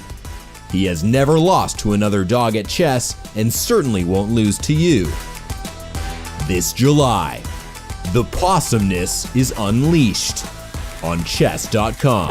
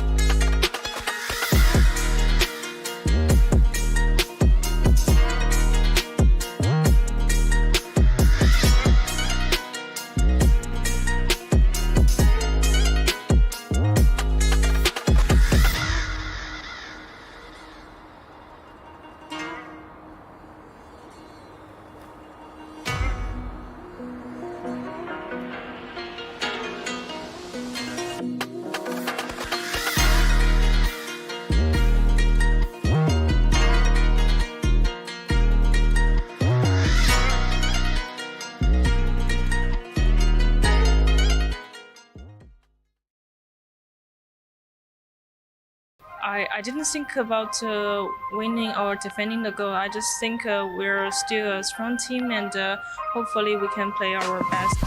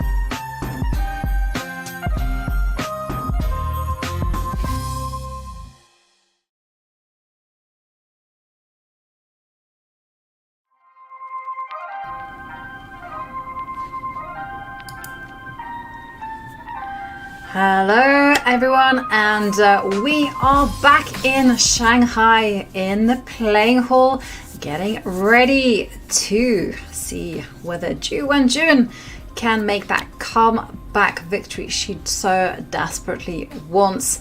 And in the break, we did see Lei Tingjie. She should be nicknamed the Flash because she keeps playing moves so quickly. Well, she moved the bishop to d3 after a very short think. And now Ju Wenjun is considering whether she should make that trade or whether she should preserve the bishop pair. So it's a perfect time for us to deep dive and explore the action. Exactly, yes. This exchange is offered to white. I mean, I would prefer if I were in Ju Wenjun's chair to keep the bishops alive, but not to trade here. But whether it's possible, it's like a different question. And bishop d1, the only, I think, possibility to keep the bishops on the board, like a pair of bishops on the board, looks a little bit passive. But again, we've talked through such possibilities, right? To put like bishops far away, to use all the time white needs to get back into the game, and as long as those two bishops are alive, they can like be activized, they can be put into back into play very fast. Right, so let's have a look at some kind of ideas that white will have just to untangle. I mean, b4 is one, but I don't really like that one because it gives up the c4 square. And remember, squares, they're like coins. You gotta hold on to them. You gotta be your uncle, what's it, Scrooge McDuck. Got a counting house of money. And bishop d1. And I'm just thinking it has to be to do with the knight. And this is actually where if I were white, I would really regret provoking f6, because if it were white to play, I would go knight e5 and initiate another set of trades of knights. But I feel that this one just relieves the pressure from white. But okay, so can you do moves like, yeah. Ideally, what you want to be doing is you want to go knight e1 and then go bishop f3 and then kind of slowly but surely. I think my plan is a3 before, should be connected with a3 before. So say black plays king f7, let's just say. That's a more improving move. Exactly, and that's it's not so clear for me why. Yeah, the first place, Ju kind of helped black with this extra tempo, right, with the pawn on f6. Mm-hmm. It's not only protecting this e5, g5 squares, it also gives black a possibility to get to f7. And also, because of the fact that the pawn is already on f6, black can consider something active, such as g5. Trying to attack the knight, trying to start playing actively on the king side. So with the pawn on f7, all those moves would not be possible, and black would need, time to spend time to play f6. Of course, I mean, f6 has its drawbacks, such as weakening this a2 g8 diagonal, and in general in this pawn the square e6 in particular. But these ideas, they feel not so important compared to possibilities that black is giving. Yes, and the bishop is on d1. It is on d1, and so we really might see this on the board. And while you were talking, I was really thinking about how to untangle. So maybe moves like rook e3. I mean, they're not. Or h4, try to take some space just to stop g5 from happening. Yes, of course you would like to attack this bishop on d3, right? But rook e3 worries me a little bit because it kind of gets closer to black's knights, and black can start attacking, disturbing this rook by playing knight f5 and forcing it to get back. So I would still, I mean, if the king goes to f7, I would consider something like a3. But A3? yeah, no, A3, Anna, yes, 3. But then A3. again, it's a question to me whether I really want to play b4. I mean, of course, I would like to play b4 and bishop b3, but the problem is that when I play b4, black would go to c4, bishop to c4, but maybe it's okay. Maybe in that case I can play bishop c2 and, try to get those bishops out little by little. Yeah, I mean, I also kind of thought about playing b4, but I was really worried that it wasn't going to be a bishop that comes on c4. It would be a knight. Yes. So, and I really liked your idea of actually going g5, just to destabilize the king side. And just to destabilize the king side. This knight, again, ask it where is it going to go, and and if white is not quick, if you're not doing b4 right now, then of course, once the knight is destabilized, a knight can jump onto e5 and it can come to c4 and. Yes. Yes. I mean, this position, we're gonna see some those small moves and small decisions, but in fact, and small looking moves, but in fact there might be big decisions, because every pawn move changes the structure, changes the essence of the position. And for example, if after g5 here I play b4, right, then I suppose black is going to play g4, and suddenly, your dream is coming true, because when the knight gets away to, I don't know, h4, g1, nothing seems to be very... right. Then for the knight instance, this would gets be a 3-5. mistake. This would already be a mistake. Bishop b3 check, you just block it with a bishop, and already at the end of it, this guy is loose. Oh dear. The bishop is on prise, and that thing that we talked about a long time ago, it's happened, and it's a nightmare for white. So just little things like this, you're gonna have to take the time out to go h3, and as you said, that this feels very comfortable dynamically for black. Exactly, because we said that already, that if white has time to get her bishops back into play to kind of stabilize, improve the position of her pieces, then this pair of two bishops might bring something to white. But in fact, it's all about timing. King f7 is on the board.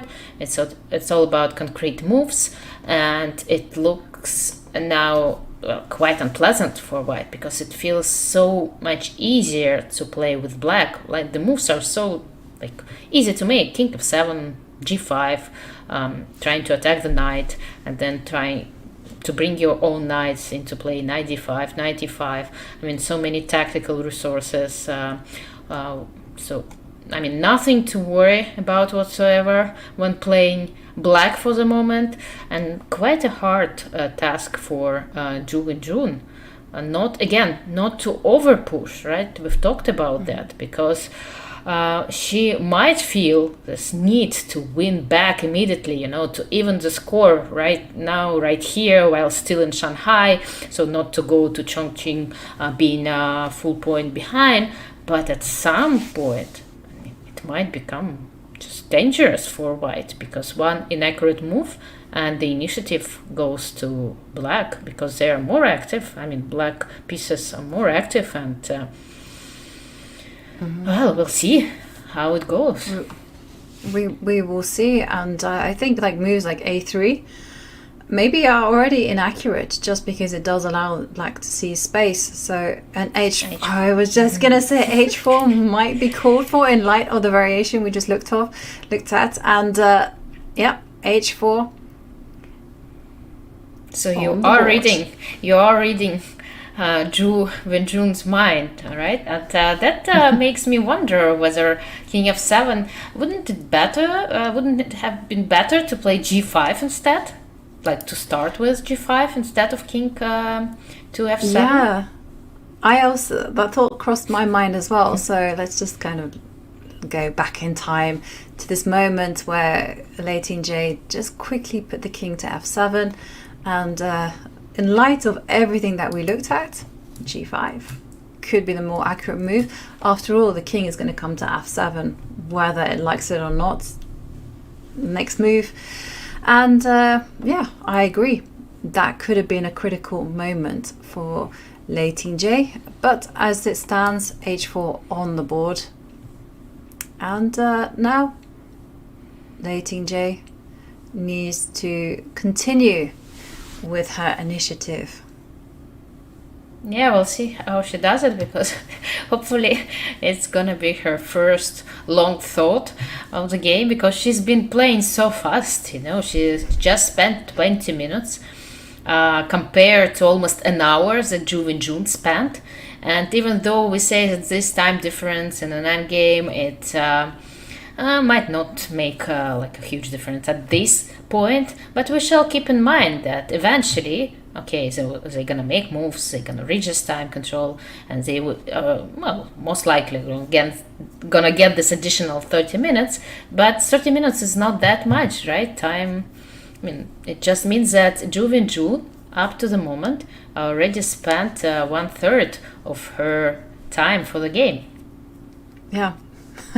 On the subject of time, I don't know about you, but yesterday it felt like it just passed very quickly. You know, I you know, because it was like an exciting narrative, and Ju Wenjun about to lose, and before I knew it, the players, you know, Ju Wenjun was down to 13 minutes on the clock. That went down to me, whereas in game 4, I felt like it was an eternity, like extra half hour. Yeah, It is a different type of position, and you can see which games I get excited by. I really do like it when one person is on the cusp of victory, whereas the slow grinds, I need to get better. So, but this one is going to also be a slow grind, as Ju Wenjun aims to uncoil these tangled pieces. h4 on the board. And let's have a look at Lei Tingjie's possibilities. yes. So she can activate, she can expand on the king side. She can also activate this knight on e7, which isn't really doing too much. I mean, usually when you see such a move such as h4, you tend to, you know, almost automatically try to reach to your exactly to your h pawn, and kind of, okay, you made this move and I make it as well. I mean, just well, just because, you know, just because, just in case. And I was wondering, yeah, whether Lei is gonna play h5, but okay, at the same time, the pawn on h5 does not seem to be as safe as the pawn on h4. Because, well, that's what makes this different. Well, white has a pair of two bishops. That means that the pawn on h5 or on h6, it's gonna be attacked, right? Both on the white, on the black square, doesn't matter. While black can attack white's pawns with her bishop only on white squares.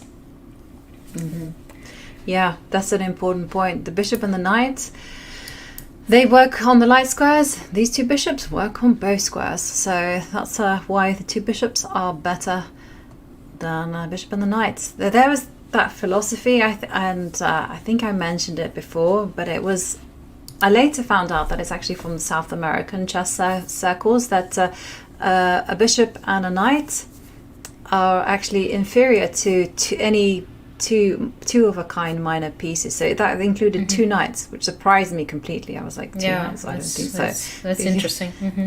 Yeah, but I don't know. This is very much debatable, and we will continue the discussion. So h5 on the board.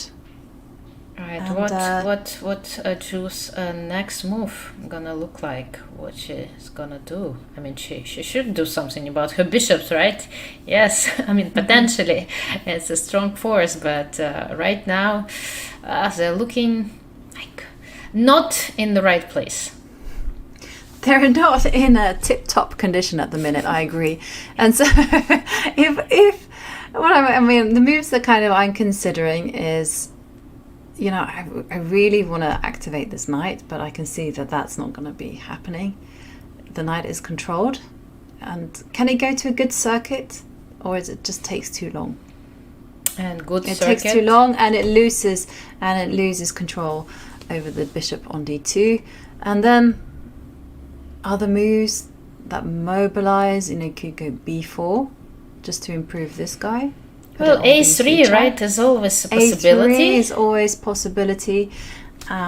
Just to Again. stop black from playing b4, because if black plays b4, it kind of takes off some space, right? And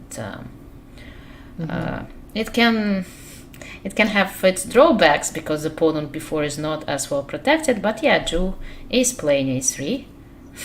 Yeah, And okay. 3 out of 3 for us Good. here. Yes, good, working well. Do you think it's a good sign that they're actually playing our suggestions, or? We'll see. We'll see. We'll see. Like, it's getting more.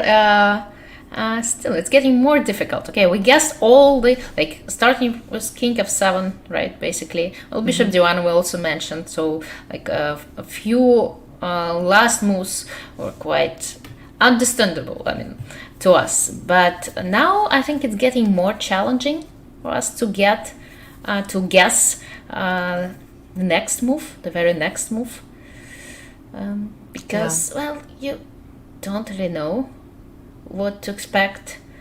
It might be a knight's move to d5 or f5. It might be bishop's move to f5, using the fact that g4 square is weakened and kind of regrouping your pieces a little bit. Maybe with the idea to play bishop g4 at some point. Because right now the bishop on d3 it looks nice, but it also covers the rook. And it would be nicer to have black's knight on d3, right? So that might be. It would be. Right. You like the idea? I really, now I didn't even think about it, but now that you mentioned it, the bishop, let's put it up on the board. So I really do like this, because the thing is, if the bishop does come to c3, just gets out of the way, then this knight on e7 can just spring forward, start asking questions, and again, Ju is not able to answer them. So, okay, bishop, and then if you do nothing, so say for instance after bishop f5, I'm struggling to come up with a move. Maybe b4. b4 is a consequence, right? You can't put a piece on c4 anymore. But still, even this, it's not simple, because the bishop still can come to g4, or I don't know whether you want to. And now after b4, the c4 square is weakened, right? Yeah, but b4, seems as a good move anyway. But bishop g4, let's try bishop g4 anyway. And if you play bishop b3, I would just retreat to f8. Yeah, it's important not to move to e8 and find yourself in the eyesight of this rook on e1. And as you mentioned, c4 is weakened. Now there's a direct threat against this, and you still, all of black's pieces are just protected as well. Right, So and here I can even consider capturing on f3. I'm not sure if it's needed, but definitely. Although, look, if I capture, right, and I'm kind of quite happy, but then here at this point, it feels like those bishops, they start to work. And those white squares, finally, like rook, you can imagine rook getting to e6, white's rook getting to e6, and then, okay, you thought that everything will be so easy from that moment on for black, but in fact, even if white drops like a pawn, still a pair of two bishops gives often sufficient compensation for that. I agree. Actually, when she suggested it, it came as such a surprise to me. I don't know why, but I got this flashback of the film Godzilla versus King Kong. I was like, oh, that is the eternal question. Don't. You shouldn't even try to understand what goes on in my mind. But bishop takes f3. Yeah, I agree. Don't get seduced by grabbing pawns if these two get opened up. And yeah, but again, after bishop, if you don't capture, then still you have ideas of the knight jumping into d5. You're still asking, okay, suddenly it's I always look at the evaluation bar Just in case, and it was, right? just in case, yeah, and it kind of started moving up in white's favor. And no, well, those moves are all kind of moot points, because instead we have a new move on the board, and Lei Tingjie has just played her pawn to g6, protecting h5. But the good news for Ju Wenjun, because Lei Tingjie was playing the move so quickly, it does mean that now Lei Tingjie, her opening preparation is over, and the players are battling it out on fair terms. Yes, well, I mean, she's not been hesitating, I must say, Lei. She's been making those last moves pretty fast. But also, one thing that I noticed, that Ju Wenjun, she has been coughing. And I'm not sure if it's just, some kind of nervous cough, or she might have caught a cold. And we rarely talk about that, but since matches and tournaments are so long, there are so many things that actually happen behind the scenes, not only chess related things, but just this match is gonna last for almost a month, and imagine how many things can happen in a month, and it's just a lifetime. And every time you play a match or a tournament, it feels like you're pausing your life. It's on standby. I mean, apart from chess, and you kind of get into this routine, like chess, hotel, playing hall, hotel, back to playing hall, and but still, life is happening. You can get sick, you can start feeling unwell, and you still need to go on and play on. There is no way to take a medical timeout during. It used to be possible when matches were longer and unlimited. A player was allowed to take a medical timeout, while here nobody cares how you feel. I mean, you're sick, it's your problem. And it really, sometimes you not only battle against your opponent, but you battle against some other issues. Yeah, that is a very good point indeed, because as you mentioned, it is the height of summer. The weather in Shanghai is very warm, 37 degrees, and humid, I would guess. And of course, when you're staying in the hotels, they have like the air conditioning on full blast, and you're surrounded by people probably coughing and being ill as well. And it's easy to pick up illnesses, and this can have an impact. I wouldn't necessarily say that being sick that might necessarily impact your chess, but what I want to convey, it does impact your energy levels. Exactly. And we see the bishop come to e3, and I feel that the energy levels and maybe getting a good night's sleep is actually much more critical than whether you have a headache, because or like something blocks when the world is spinning around, because I almost got some GM norms when I had something wrong with my ear and the world was spinning, and it was so unpleasant to be like alive, so to speak, that the chess was just such a beautiful distraction that when I was focused at the board, I could just forget my health troubles. And bishop e3. Exactly, right. Bishop to e3. Okay, but still the game is taking place, right? And we can never be sure how a player feels.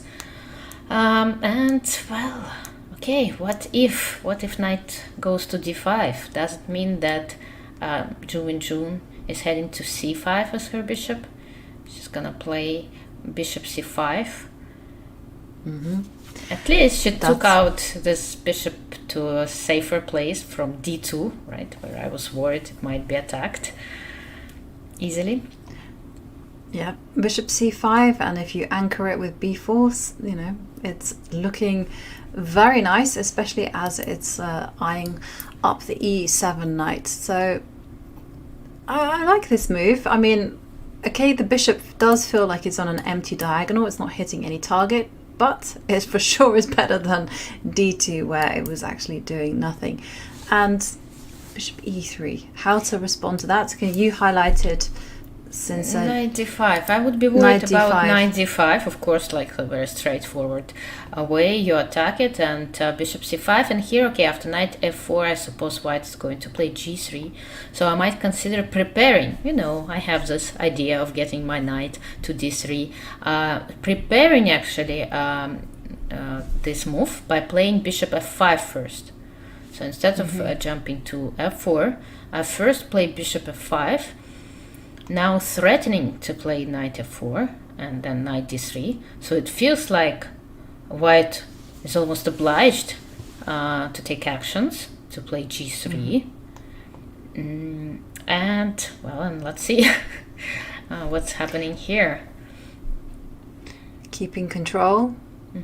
And yeah, and just to kind of reinforce that you might not necessarily, as black, it's very risky to make decisions like rook e8, even though we're often told that trades are the kind of like the simplest route to equality. In this case, no, because there are 3 minor pieces on the board for each side, and of course the action will then transfer to the queen side, and white is primed to begin there. So you black really wants to keep the rooks. And if black tries something like b4, then your idea with bishop e2 comes into life, and it looks very nice. Because again, you see, one single pawn move does change a lot in the position. And here the pawn moves forward, it seems so active and so happy, but in fact it weakens the c4 square and the whole f1a6 diagonal. And those 2 bishops suddenly come into life, and that's of course a dream come true scenario for white. That's certainly the one that black should avoid, and that's why b4 here seems to be quite inaccurate. And yeah, no, but then when we go back to the original position, knight d5 looks like a great move, but there is no follow through, at least no easy one to speak of. And so this is, can we go back to the original position and bishop e3? And so we looked at knight d5. What other moves does black have? I mean, could you do your idea immediately of going bishop f5? Yeah, why not? I mean, you can, you know, kind of Lei is about to make a move. Okay, let's wait. Let's wait and see. Hand appeared. Okay, reaching, and she's reaching for the bishop. Bishop e4. Bishop to e4. Okay, that was not exactly what I was like suggesting. Okay. But her idea, I suppose, is I thought that after to have bishop takes f3 after bishop c5, but then I started wondering, okay, and what then? Let's make this move bishop c5 anyway, because now the bishop is under attack, right? It should be protected somehow. And I thought that, okay, she might consider taking on f3, bishop takes f3 and give a check on d2, but that check doesn't really bring anything. Rook d2, okay, I'll go king c3 happily, and I think white can start feeling happy here. Yeah, I mean, white has got the dream, right? The bishop pair, access to the queen side, and this rook will not be living a charmed life there on the second row. I mean, it's got nothing to point at, so I agree, you don't want to be capturing that knight. And then, I mean, what else then? What else is her plan? Maybe it's just to centralize the bishop, put it back on d5. Yeah, maybe. But then, can I get back to like this plan of ignoring the fact that black want to take on f3? Or maybe... No, I was thinking about bishop c2 and like kind of inviting black to capture on f3 and just hoping, you know, for this pair of bishops to compensate for this pawn structure damage. But maybe not. Maybe bishop d1 is a little bit premature. And with the bishop on d5, I might consider also playing b4. Yeah, the one good thing behind the bishop on this long diagonal, that the knight on f3 is kind of stuck. It protects the pawn on g2. So if I want to move this knight, I need to do something about the pawn on g2 hanging. Yeah, you do need to do something about that. And it made me it actually inspired me to when you were suggesting the move bishop c2. I don't know. I was thinking that maybe it's possible to go knight f5, Right. and voluntarily ruin your pawn structure, just kind of on the basis that it's not easy to move the knight because the g2 pawn will fall, and you could have some weird thing happening. But okay, I don't think we're going to see anything like that happen. So going back to your idea of bishop, let me just find bishop d5. Bishop d5, by the way, is not the only move. Apparently, with the bishop on e1 and after bishop c5, you can even consider playing knight f5 straight away, because the bishop on d1 is hanging. So you simples. Yeah, you just ignore white Chess threat. is so simple at times, and yet so complicated. This is hanging. I did not think about the counterattack, and this is one thing that I've noticed that the Indian teenagers are fantastic at. You know, if you attack a piece, they might not necessarily move it. They will be first of all looking at those counterattacking moves, and knight f5. They're and very this resourceful. is her idea. Right. Yeah, completely. Well, it might not be. I mean, because bishop d5 also seems to be a very nice move. But here the difference is that, like, if I play b4 here, I still want to kind of activate my bishop to get it, to move it out.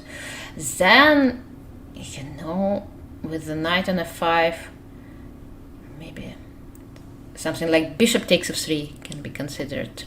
But again, you can never be sure, because my idea was after bishop takes f3 to move the knight onto e5. And, you know, start jumping knight d3, knight c4, all those checks threatening.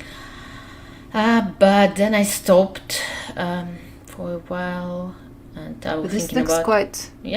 This looks quite dangerous, right? Because you have to cover the d3 square, and at the same time you don't want to be allowing knight takes bishop. So say you play like a move to cover d3, and then you can give a check.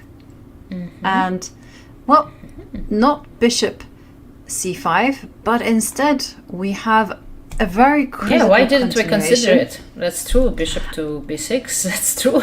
I mean, did think attacking about two it. pieces at the same time. We're in so positional mood right now that we kind of skip this tactical idea. And okay, what now? Two pieces are on the attack. Well, I'm guessing that you can't. There are no captures. Like bishop takes knight, that's not really on the radar. But I mean, you do have the counter-attacking possibility of rook b8. Right. Again, I keep forgetting that the rook can just stay on the d file. You can play rook d7 or the bishop on e4 is not really hanging. I keep forgetting about it. you see it attacked and you start panicking. Yeah, okay, rook b8, completely unnecessary. Rook d7, oh my goodness me. And you explained it is it on to the us board. as well, and it's on the board. Okay.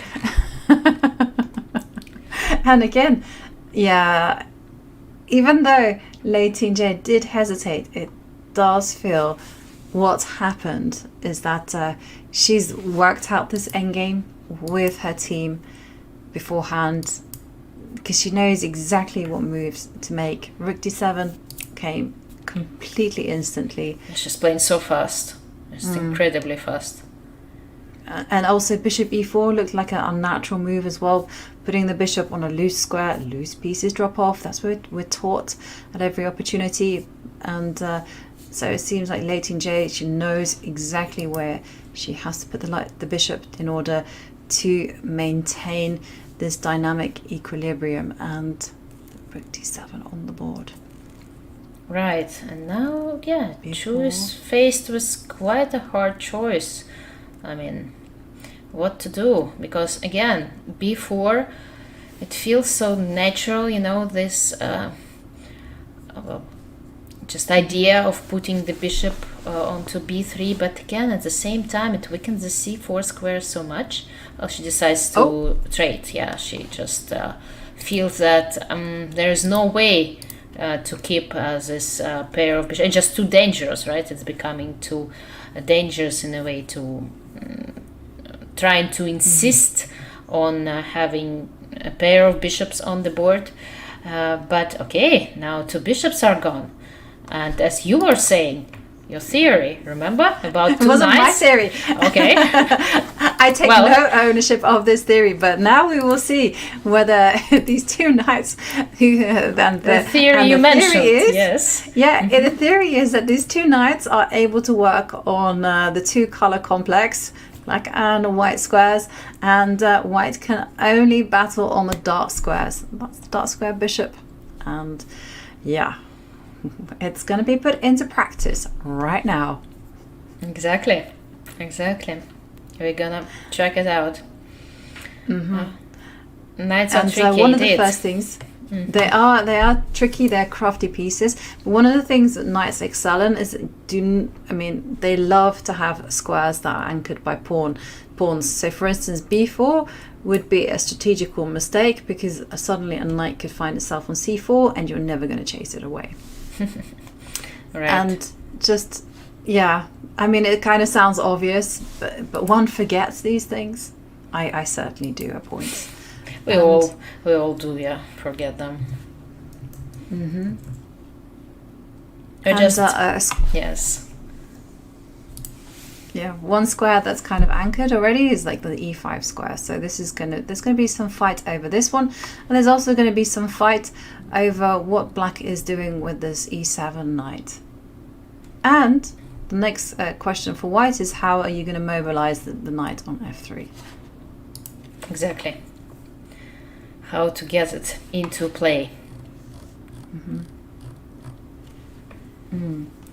Because Tricky. right now this knight, it protects the d2 square, and it feels like it should not be leaving this task. It should not leave the second rank unprotected. So unless you move your king to c2 or your rook to e2 or something to protect this second rank, you should not be moving your knight away. Yeah, and there's also the possibility that will plague black is, do you allow the trade of rooks? So say for instance black makes a move, I don't know what, but let's pretend, and king c2 happens.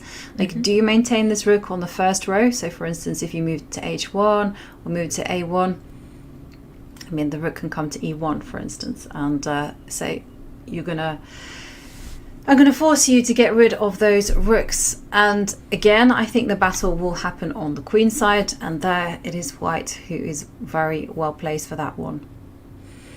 But, I would keep the rook on the d file. Like, for example, I'm calculating something like knight f5, king to c2, and then I think I would play rook d5. I would not dare to move the rook away from the central line. So I prefer to keep it here in the center. It just feels that all the action is taking place right there. And let's have a look at what might happen after b4, for example, because again, it feels so natural But maybe the knight will come to d6 now. And do you remember I was... I'm going to whisper this, Alexandra, but I remember I said that the knights love squares that are anchored and they're so easy to forget. Right, well, I think you in might that have, case, yeah. probably white is kind of almost obliged to capture on d6 and make a draw somewhere here. Yeah, but that's not optimal for Ju Wenjun. It's not. But it's not the worst scenario either. No. And there we see her looking down and going back to the position after bishop c5. I mean, I like knight f5. That's a very natural move. Lei Tingjie's, it's also very much in keeping with Lei Tingjie's style. Ha ha ha ha ha. I like the puns that everyone comes up with, and of course, will Lei Tingjie's piece combination give Ju Wenjun nightmares? Wink, wink. Right. Nice. This one is a nice one. Yeah. And yeah, maybe, and but there we see white has to take this knight. Yeah, if white has to make a trade, a bishop for a knight, then I think the game will naturally finish in a draw. I mean, but I think if a set of knights get traded off and then you have the rook and bishop against the rook and knight, I mean, there's still very much everything to play for Ju Wenjun, because in this type of position the bishop is the better minor piece. And still, I feel like white's king has way more potential than its counterpart sitting there on f7. As Alexandra's mentioned many times, the action is happening in the center, the long-term potential is on the queen side. There, white does have the long-term advantage. Because of the king, right? Because of the position of the king. The king is closer. White's king is on the queen side, while the black king is on the king side. And Lei is playing... Did she play rook d5 immediately? Yes, she did. Rook d5. Well, it might just, get to the same position that we've discussed with a slightly different move order. We'll see. We'll see what. When you were talking, I said to myself, we hear so much about a pair of bishop, but it feels like we don't talk enough about a pair of knights. So let's do that. Let's do that. Yeah. We don't. I mean, the only thing that I really can advise is that they're good in closed positions, and also they need posts and backward moves. You must always look out for backward knight moves. That is the thing that makes them crafty. But apart from that, I mean, we don't have like I don't have at least certain ideas, like what structures like suit them for, like, for instance, in this, are two knights working Swiss together? cheese structures. Swiss cheese structures. Swiss cheese structures, I think, suit knights the most. Yes. They're like those mouses getting into those holes. And also, I think it's one of the unfairest thing in chess. Like those endgames with two extra knights with no pawns, no other pieces being a draw. It just sounds so unfair to me. You have two extra pieces, two. It's like 6 pawns, in total, as we're taught, and it's a draw. And, I'm always disappointed. I got so mad. It's just for chess.com once, because once I got this endgame with 2 knights. Somehow I reached this endgame and the game declared automatically as a draw. I said, come on, there are still there are chances to checkmate. I mean, of course, if white gets to the corner and play, but I still can checkmate. I get this 50 moves. I should get this 50 moves. I was so mad of this game. Just the system somehow chess.com, because it's being played, I believe, by USCF chess rules, and it just automatically is declared as a draw. I said, no way. Come on, let me jump around for a few more moves. So yeah. So you automatically got to this endgame. You didn't get the chance to play it out. No, it's just a draw. That's it. So the game is over. It's like, when there is a threefold repetition, the game is declared a draw automatically. by chess.com, which is very helpful, by the way. Thank you so much. You can never count, I mean, in time trouble. But in that particular case, because still, I do believe that this whole situation is so unfair in chess. You have 2 extra pieces, and you don't even get a chance to play on. That's weird, right? I agree with you. You were robbed. You at least of the chance. Right. The chance to try. And that's very important. So rook to d5 on the board. Yeah, I agree. I've never thought about the unfairness of it all, but I do know that there are some campaigns by certain people who are like that. They think that stalemate should not be a draw. Because I mean, when you think about it, it's completely also unfair. You know, the other side can't make a move. Why should they get given? Well, at least you should get some 3/4 of a point, right? Right. Yeah. Something. Or 1/4 or whatever. I mean, something. Yeah. Right. It should finish the game, right? You know. Yeah. So let's start a revolution. Let's change those rules. And stalemate, controversial. Yeah, and one move. You know, one thing I never really understood especially when I was learning the game was en passant. I was like, I don't get it. I really don't get it. You know, just. No, it's just because challenge the pawn. No, I wanted to say that it's because of the fact that one of the pawns just made more work, but then I realized that actually it can be yeah, exactly. So it's one of the pawns has already marched to the 4th or to the 5th rank, right? When it gets this ability to make this en passant capture. But so it works so hard already, you know, it spends so much time to get there, while the opponent's pawn just, you know, stayed, did nothing, and now it wants to surpass this pawn that reached already the 5th rank. And that's why it's like this fair thing for this pawn that already when you put it works like so that, hard. It makes sense, but otherwise it doesn't make sense. Okay. Because you can bypass it, right? Because pawns capture diagonally, and that this pawn has moved to d5 by passing it. But yeah. En passant, stalemate. Those. Okay, maybe there are other unfair things in chess. We would be happy to hear from chat what you find like unfair in chess according to your like feelings, and make sure to share your thoughts with us. Yeah, definitely. We like to get on the soapbox and just complain, or maybe not complain. And there we see, because this is going to be a long game. And talking about long game, I mean, we've seen a lot of long things from Ju Wenjun. She's now ticking to under 23 minutes now. She's not in any time pressure because, of course, the players just played so quickly in the opening that it's now moved 29.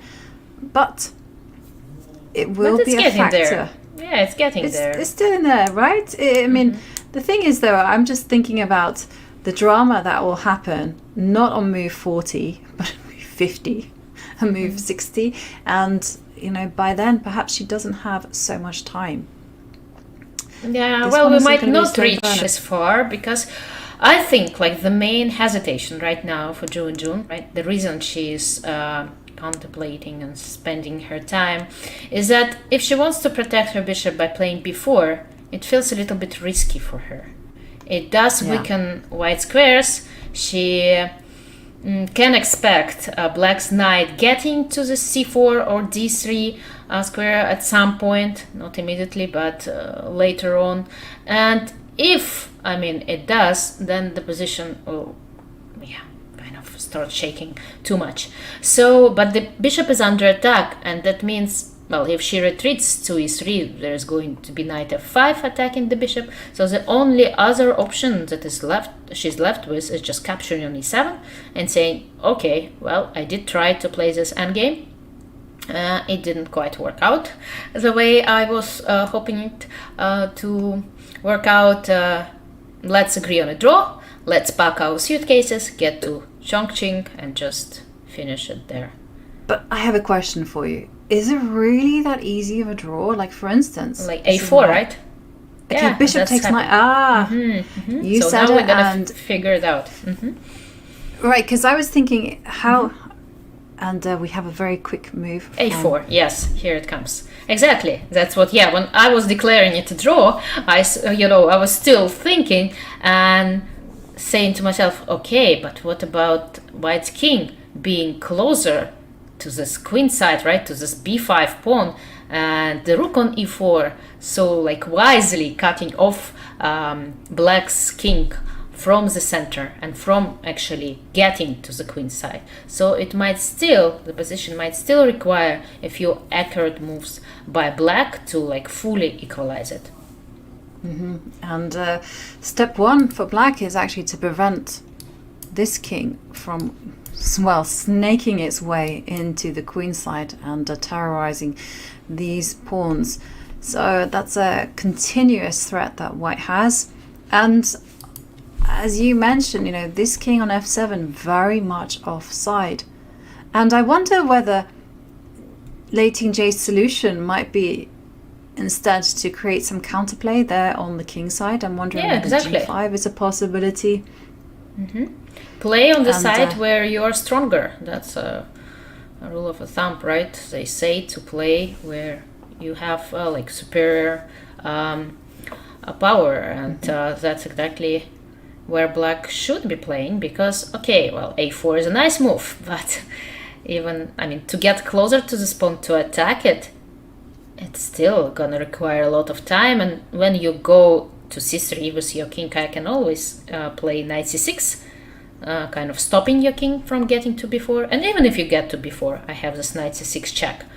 So it's not so clear how actually White is planning to put pressure on to b5, and that's probably exactly why Black just should be doing her own thing on the king side, right? g5, yeah, why not?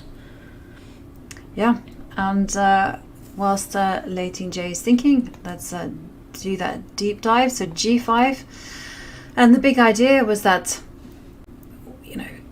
your idea is simply just to dislodge the knight and give a check with the rook to d2. So big questions as well, because should White be capturing this pawn on g5? Should there still be let's also some tension left? Ignore it and play king to c3. Yeah, that was what I was thinking, but I wasn't sure. That in fact, after king to c3, if Black is winning, she can play rook c5. Knight went to c6 immediately.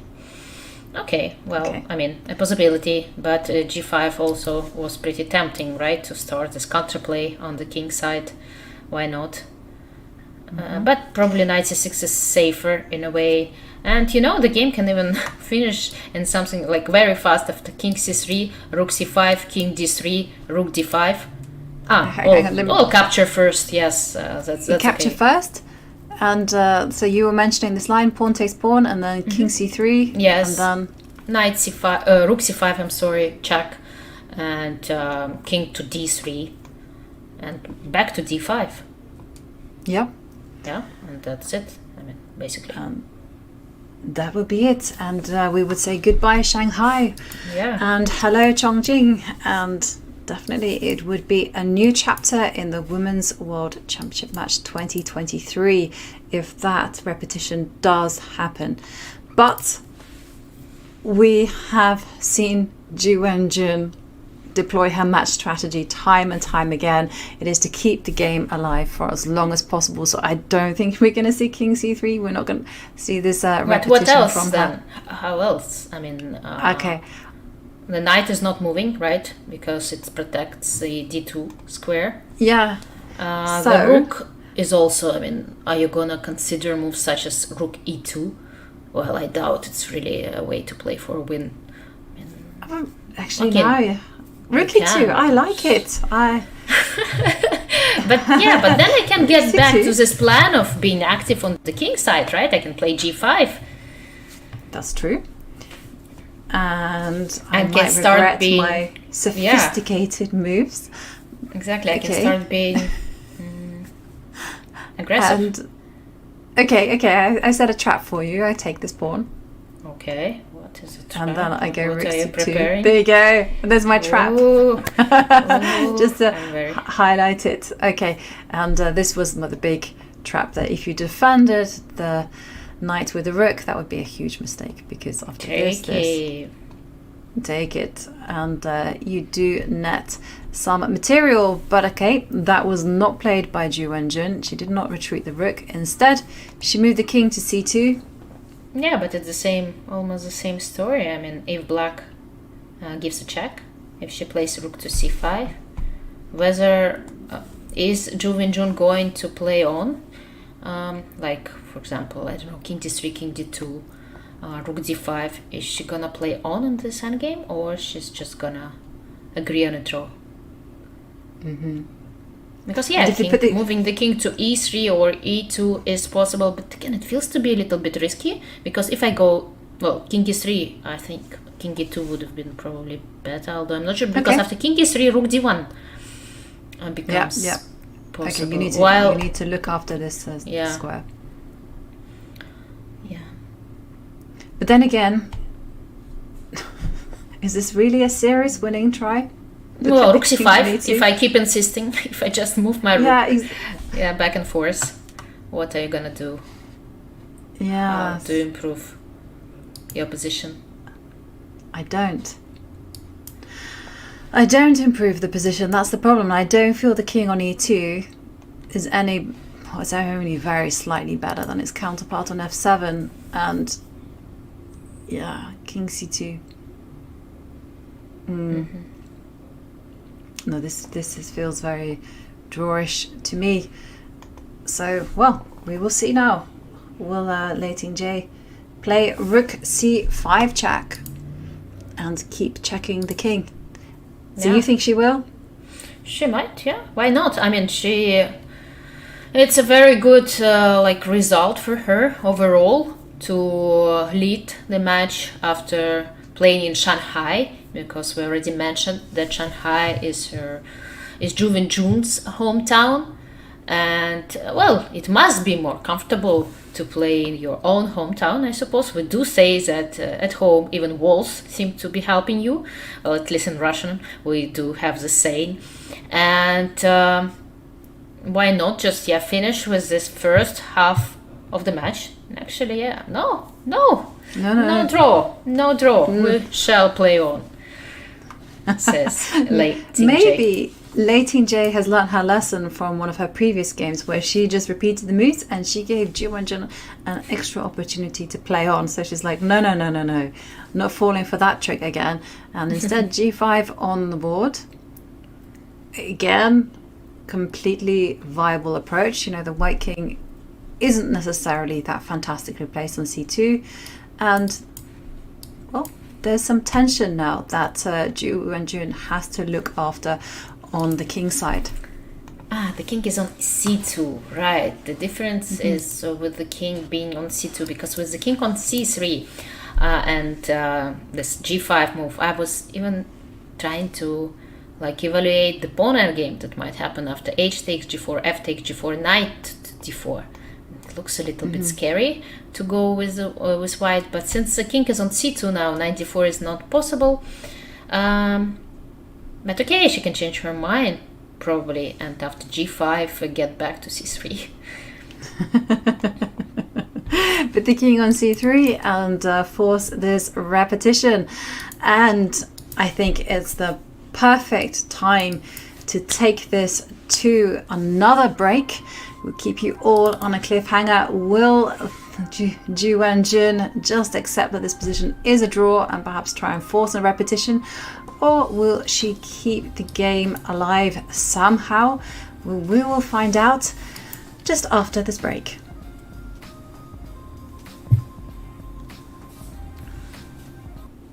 Your subscription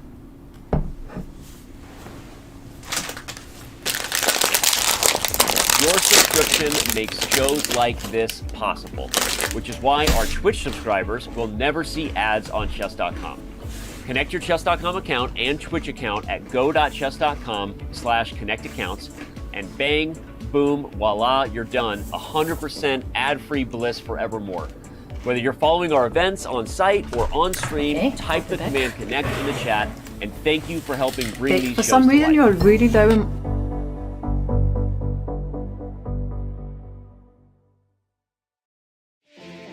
Looking for a new way to learn chess? Meet Dr. Wolf, the ideal chess coach and companion. Play against Dr. Wolf as he explains everything step by step, points out strategic ideas, and alerts you to your mistakes. Train with him and go over your past mistakes until you master them.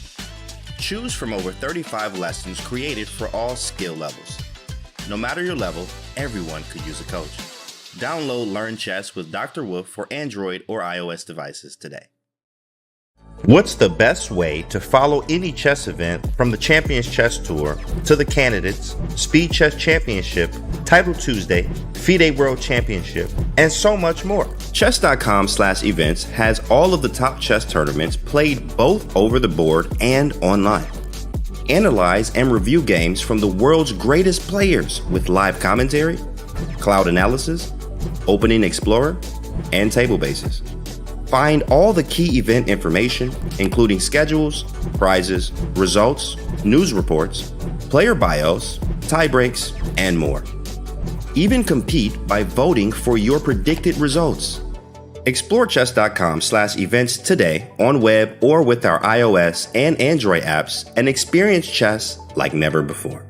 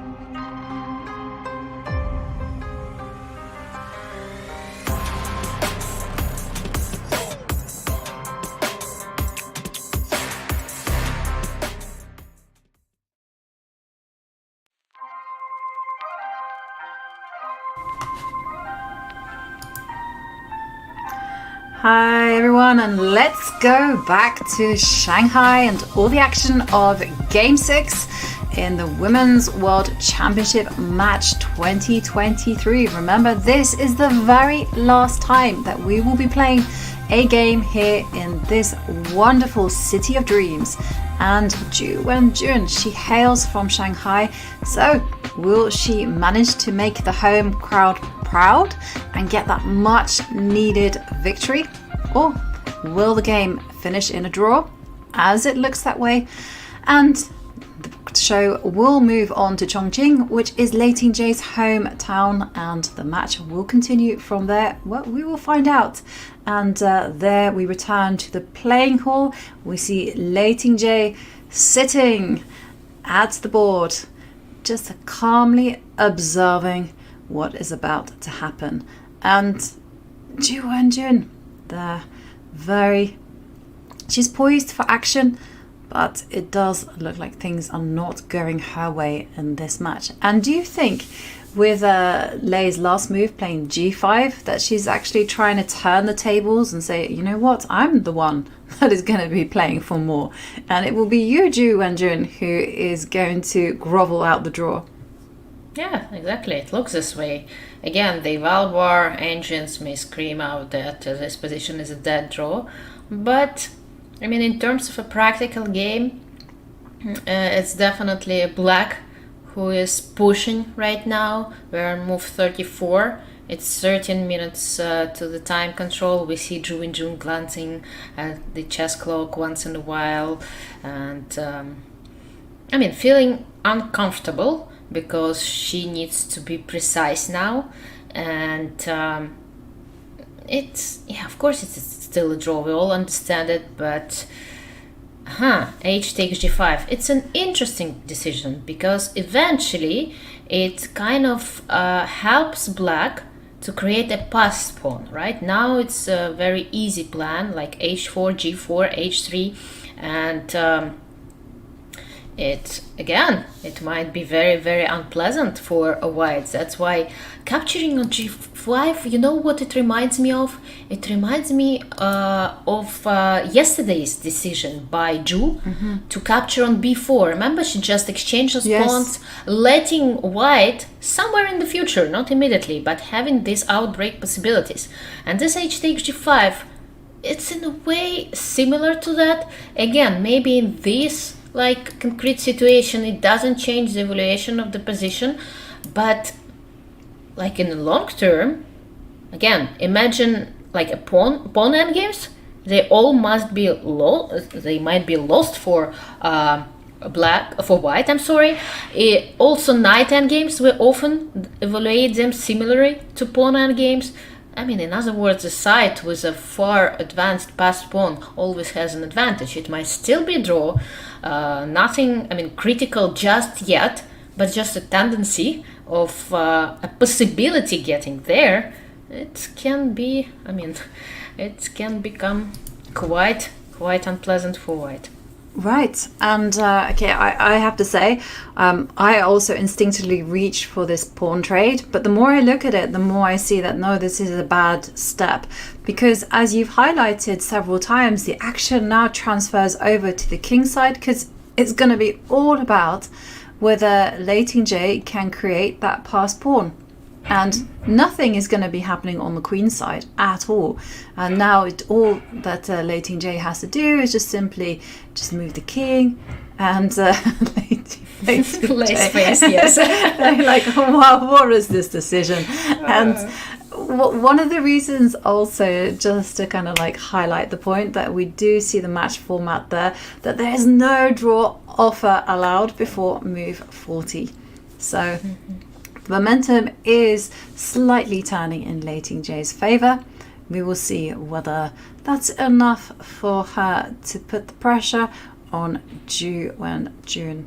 And many moves available to her. She can improve the king, she can jump in and give a check, just to drive the king backwards, or if she wants to, she can even start that pawn thing now with h4. Right. Yeah, but probably bringing a knight closer to the king side somehow. Makes a lot of sense. I didn't know whether knight d4 was a move that you wanted to play, but probably is, because there's still no way for the white king to kind of get in to the golden b4 square. It's covered by this knight. But okay, in a practical game, I would not, I think, dare to move my knight from c6, to tell you the truth, because it kind of lets leaves the b4 square unprotected, and I mean, you're always scared of those counter chances, right, of your king getting to b4. So I might consider something king b6, king f6, I'm sorry, or yeah, king f6, I think, because I wouldn't be sure whether it's a time to move my pawn up yet. So I'm not sure either. And so they bring the king forward, there's a consequence to that. So sorry, I was like hovering around my rook there, but move the rook to e8 is a direct result of that move, king f6. Yes. And is this scary? That's true. Well, it's not that scary, right? Because I can always like get back to this rook c5, rook d5 plan if I don't like certain thing. But what about? But what happens, right, if you go king back? Are you know, will white retreat the rook to, or will white try to do stuff like? I mean, still. Probably this rook on the d5 rook. is great, you know. Because, for example, if you play e5. rook c8, no, then I will play knight b4. Yeah. King c3 and hello. Well, what is happening? Knight to d3. I was thinking about the you rook start to hitting at f2 and you start hitting at e1. Yeah, and that looks nice. Well, okay, it's a race, it's a mess, but do you want to engage in this? No, I don't. I don't. We'll see what the players think and whether they're ready to engage in such messy complications. Yeah, it's totally unnecessary. And the position is relatively simple. And Lei Tingjie will be looking at ways that she can clarify.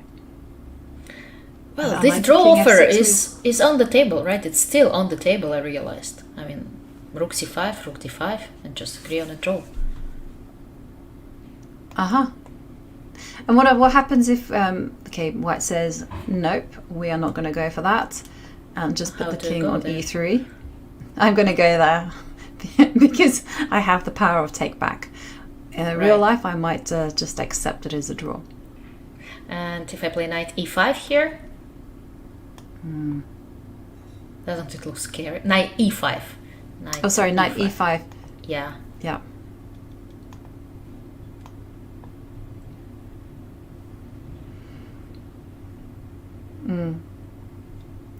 Does look scary. This is coming my way. And well, it's not really scary, so to speak. It's just that the white king isn't doing anything. You know, king goes to d3. There's no future. Probably I can still play knight to f3.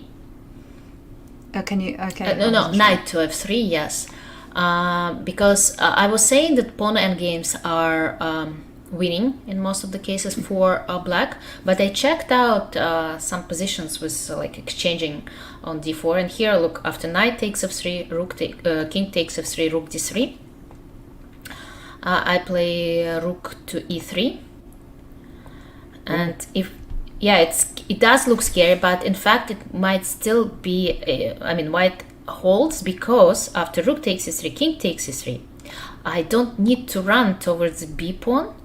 In fact, I think I should stay in the center, like you go king f6 and I get to e4, like king e4, and I stay there. Okay, and you just, and if I go b4, I guess that, and if you go b4, and then you just wait. How do I wait? Do I play? It's always so difficult, those pawn end games. Do I play? Maybe I should not wait. But you can also go f4, right? Yes, that's what I'm calculating. But first, I wanted to, understand what would be happening if I go to d4, like king to d4. Oh, sorry, yeah. Probably it's losing already. Maybe and, not. We King see f5. Yeah, you see it drops. So I just wanted to. Yes, and the reason is that after I'm just too late. After king c4, black plays h4. It's important, I believe, to start with the h pawn. Although maybe even g4 wins. Then king takes b4, g4, and black is just so far ahead. King c5, h3, and at least 2 tempi ahead. Exactly. You can just do some counting 3 moves away, and here's 1, move that out of the way. 1, 2, 3, 4, 5. Loads of time.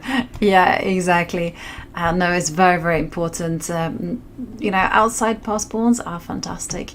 You have to keep an eye on them, and the only way to draw was to go f4, but that was enough. Wasn't the only way? Was it the only maybe way? Not. Maybe I'm being. No, just interesting. Let's go back. I don't know. Sorry. Let's go back. So king e4. You don't really want to give ground, right? So b4. I was a bit worried after g3 that there might be some h4s. But after g3, king e6, and still, right, f4 might be able to hold. Although I'm not so sure. I wasn't sure about these type of endgames either, where black will win the f pawn, white will win the h pawn, and maybe the white king catches. Okay, you need to calculate everything, to be sure. That's the problem about pawn endgames. You really need to calculate, and those calculations are...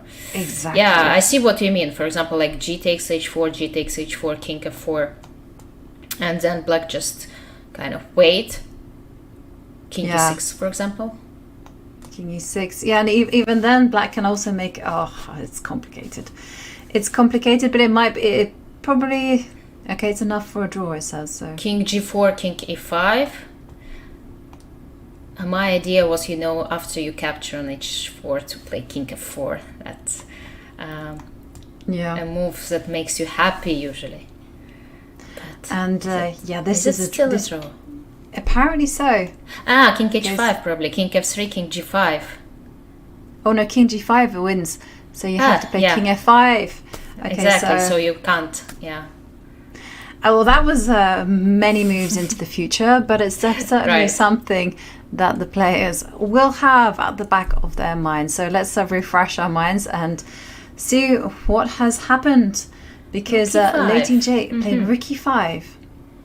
Okay. So we are getting to the knight's endgame, and that's interesting actually. I was not thinking about that, but that's quite reasonable, because I was saying that pawn endgames, and we were taught in our childhood that knight endgames should be evaluated almost as pawn endgames. In other words, if there is an advantage in a pawn endgame, then there might be as well advantage in the similar knight endgame. It's not always the case, and actually I think in most of the cases that I've seen, it's easier to hold with knights. But in any way, it's like reasonable for black to try to get to either a pawn or a knight endgame in this situation with a possible far advanced pawn. Yeah. And I think it's very important here that you probably don't succumb to the tension and play rook takes rook, because this is making the trade on black's territory, because black will actually then capture, and black's improving the rook. The white king is stuck, and you still have this idea of going h4, g4, h3, creating that pass pawn. So whoops, that's not a move. There, and keep going. But with the knights on the board, maybe it's not that unpleasant for white, because in the line that you were suggesting, if I capture immediately, knight takes e5, I go king to c3, and you start running with your pawns, right? You start playing h4. Yeah. Although first I also need to consider playing f3, but anyway, if I ignore, I play king to b4. Okay. And you play... Let's go g4. Yeah, g4. I capture, king takes b5. Wow. And then my idea is after h3. Right, exactly. That's the difference. Having actually one knight on the board, I just play knight f1 and I say, okay, now what? Do you have all the time in the world to get to f2 and, to disturb my knight? Because I also have some counterplay with my b pawn. And we know this magical knight circuit when you were saying. I can see it. Now, imagine the position without the knight on e5 and the pawn on b3, those are gone, and the king is already on f2. This position is a draw, because the knight is on this like saving circuit, knight h2, knight g4, knight e3, knight f1. It just hangs on there. There is no way to make progress with the black king. Yeah. And this magical circuit that you're talking about, sometimes you go there, sometimes you go there, and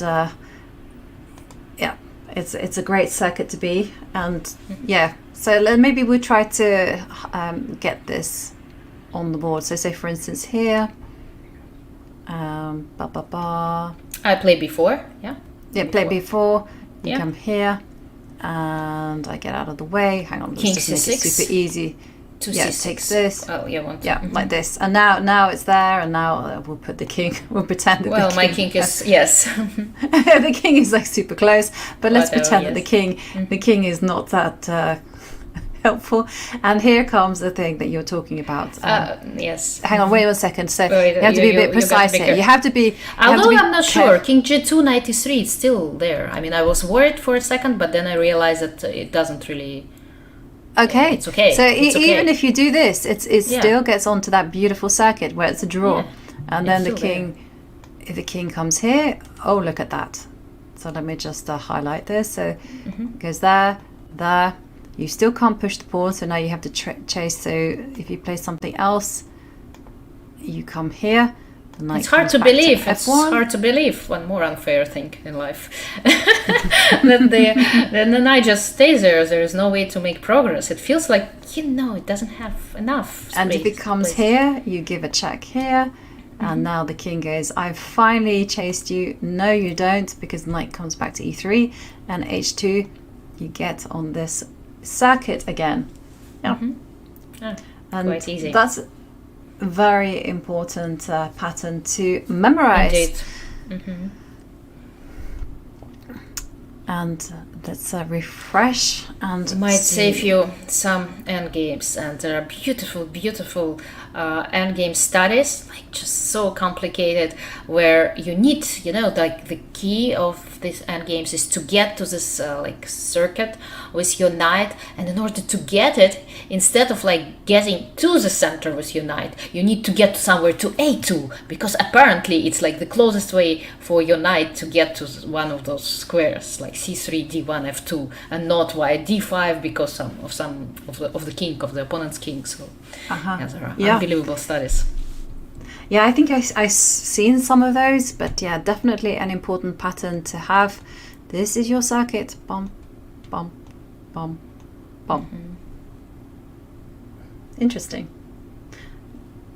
Sorry, I was just admiring the pattern there. I can feel you. Yes. And decision time for Ju Wenjun. Okay, the players haven't reached the move 40 yet. Still a few more moves to make, and then they will get that bonus time of half an hour. They will still get that increment of 30 seconds per move. And there you go. I was thinking that king d3 would be played, but instead we are seeing a knight trade. That's quite surprisingly, in a way, because I was also expecting king d3. We say that it's like this endgame is a draw, but that's the way to go. I mean, okay, we didn't consider this move, knight e4, but in fact she attacks the pawn on g5, and she wants to play knight d6. Can I ignore it? I mean, after g4, can knight play knight d6 and just capture the pawn? I would say no. And g6, here is for where. example? And here is where I was going to say you've got to be very precise with your king. You shouldn't be putting your king on e6, because the knight can take here and come back to d4 with jack. So king to g6, and now. I mean, it looks very, very risky, right? But let's see. Maybe just Ju calculated everything. She sees how to hold this position. We have, this could also be backfire on black, because g3 is a way just to jam up this advance of the h pawn. So that is why Lei Tingjie said, nope, she's not pushing that pawn, king g6. And now, the idea is... I can play king c3, right? I can king try c3. to get with my king 2 there. And I guess you go knight c6. I mean, it's quite dangerous to... but okay, and if I wait, king to d3, if I just wait. And somehow I want to push these pawns, but I probably should not push anything. Because if I push g5, then g3 just leaves this one useless. I would still consider playing h4. Because, okay, h4... Yeah, if I go h4, then you go f3. But f3, then you have this, road for your king. King f5, king f4, king g3. The only problem is that I'm not going to let you, get to f4. Yeah, king e3. e3. Play king e3. But okay, you can just put like this and say, where's your progress, white? Well, but it's black who's pushing for a win, I think. It's been... Oh, okay. So I thought this was Ju Wenjun trying to win the b pawn. No. Well, the h pawn we were told. Well, those endgames are very dangerous, right? In general, and white has to be careful. It's quite a lucky thing that they are still able to hold this position. As I can see it. Yeah. No. Objectively, you're right. Okay, king e3. Let me just get to... King to d2, right? King to d2. Getting to e3. Just to play it safe.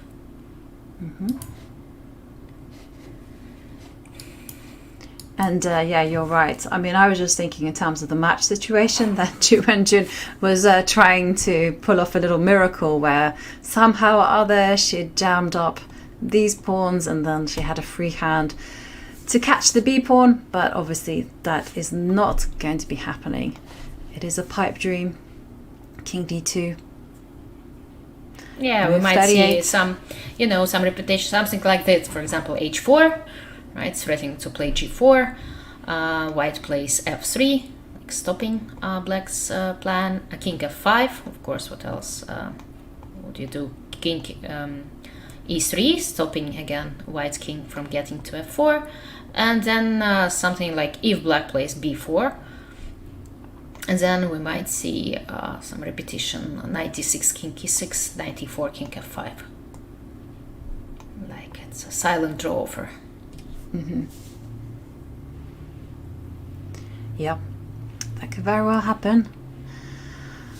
But well, I'm very impressed by Lei Tingjie's opening choice, actually, because I was just gonna during the breaks I was checking my notes out and I'm pretty sure I just stopped and said white is better. But Lei Tingjie, she's put in the serious work behind it and she's discovered the way to neutralize the bishop pair.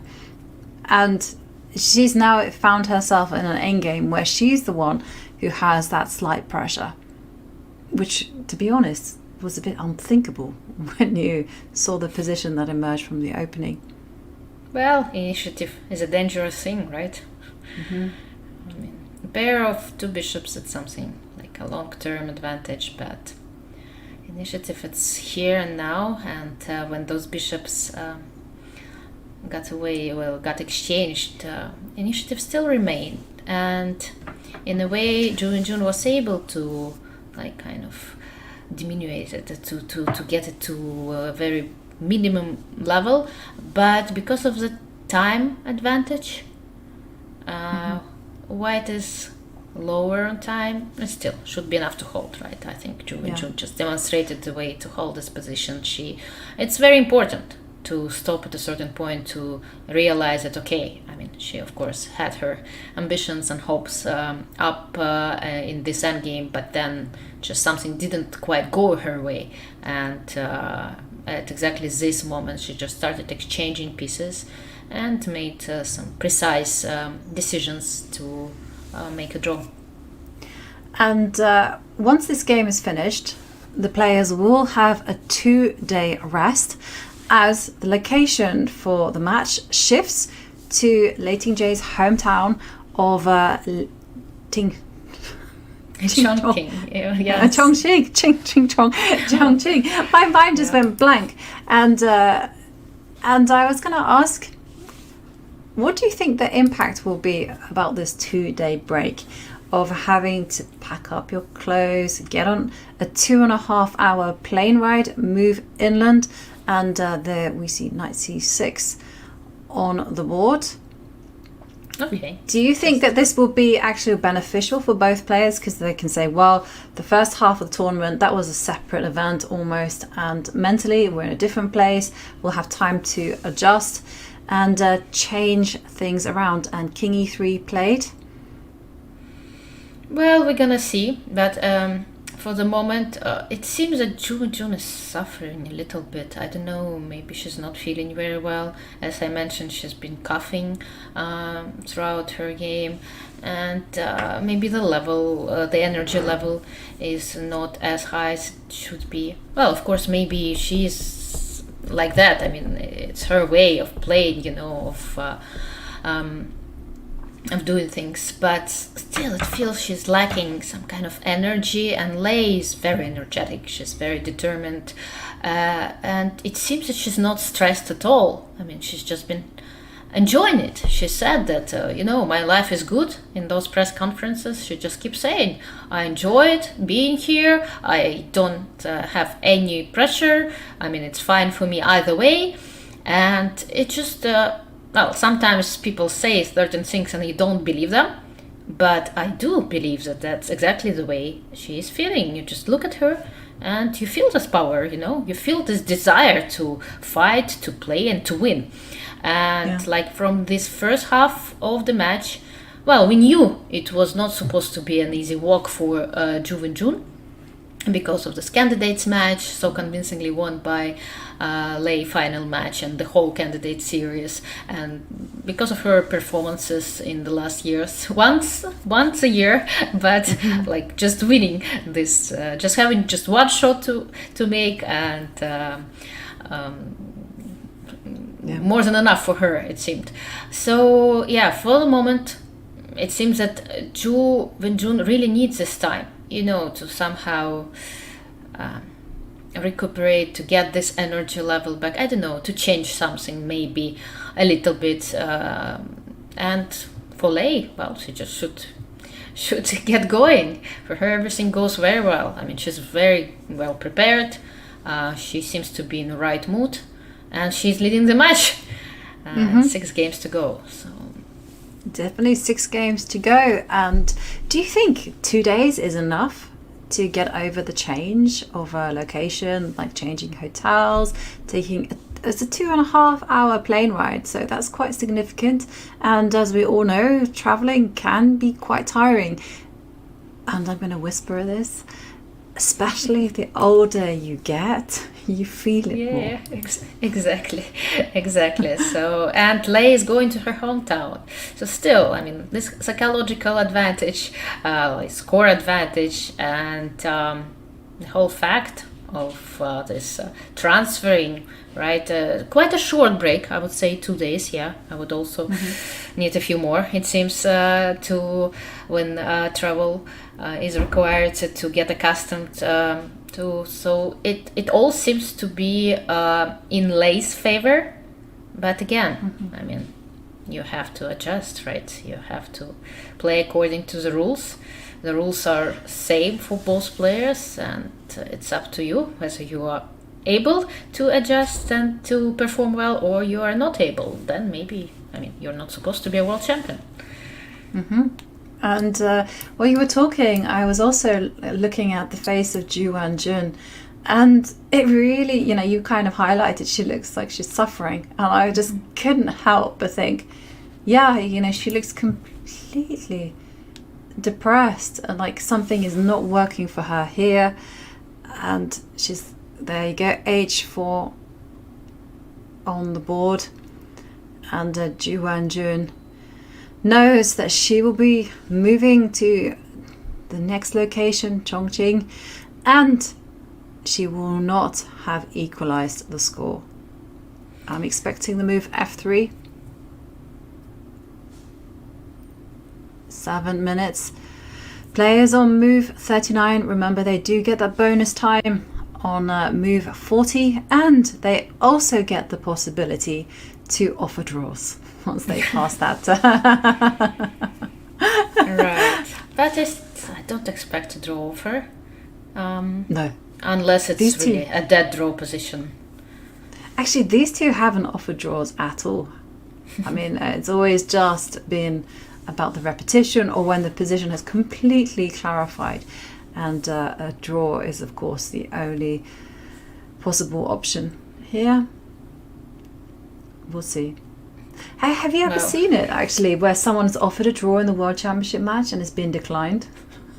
Well, I'm sure there have been many cases like that, but I just didn't pay attention. Not lately, right? Though. That's what I'm trying to think of. You know, maybe in the older matches, I'm thinking, we haven't ever seen that. No, I'd like to play on, please. F3 on the board. And It's no like I've heard some say that, you know, like a stronger player, the best move that they like made in a game, it's just this draw offer, because sometimes you see like a game with one player, lower rated player, like having a big advantage, and suddenly you see move 31st or 41, it's draw. It's just because of the fact that, of course, a stronger player realizes that he or she is in trouble and just uses this possibility, you know, to put some psychological pressure, offer a draw and say, come on, what do you do now? you know that happened once. Someone was telling me about that. You know, the stronger player was completely worse, like losing objectively. But it was a tough position, and they offered a draw, and then we see knight a5 on the board.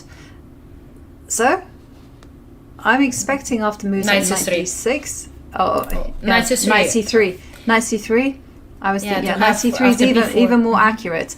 So after knight c3, we're going to see if after b4, knight to d5, and then knight takes pawn, and this is 0.00 as clear as it gets. I mean, there is just no way any side is going to be winning this at all. And knight c3 played. Mm-hmm. I think we're going to see our very first draw offer. Knight c3.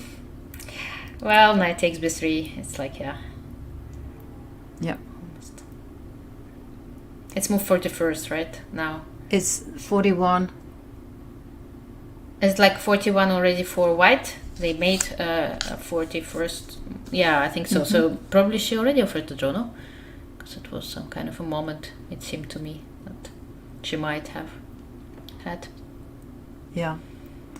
Well, Ju Wenjun accepting all the results. She looks up to the ceiling. This game will be headed into a draw, and the show will continue in Lei Tingjie's home city of Chongqing. There we see the players. There's a pause from Lei Tingjie. Yeah, she has 1 hour on her clock because she got this additional 30 minutes. On this clock, at least, she got it already.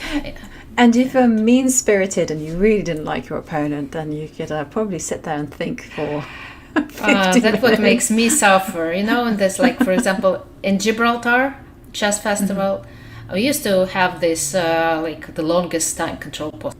Like we were starting with 1 hour 40 minutes on our clock for 40 moves, getting 50 additional minutes after move 40, and then 15 more minutes after move 60.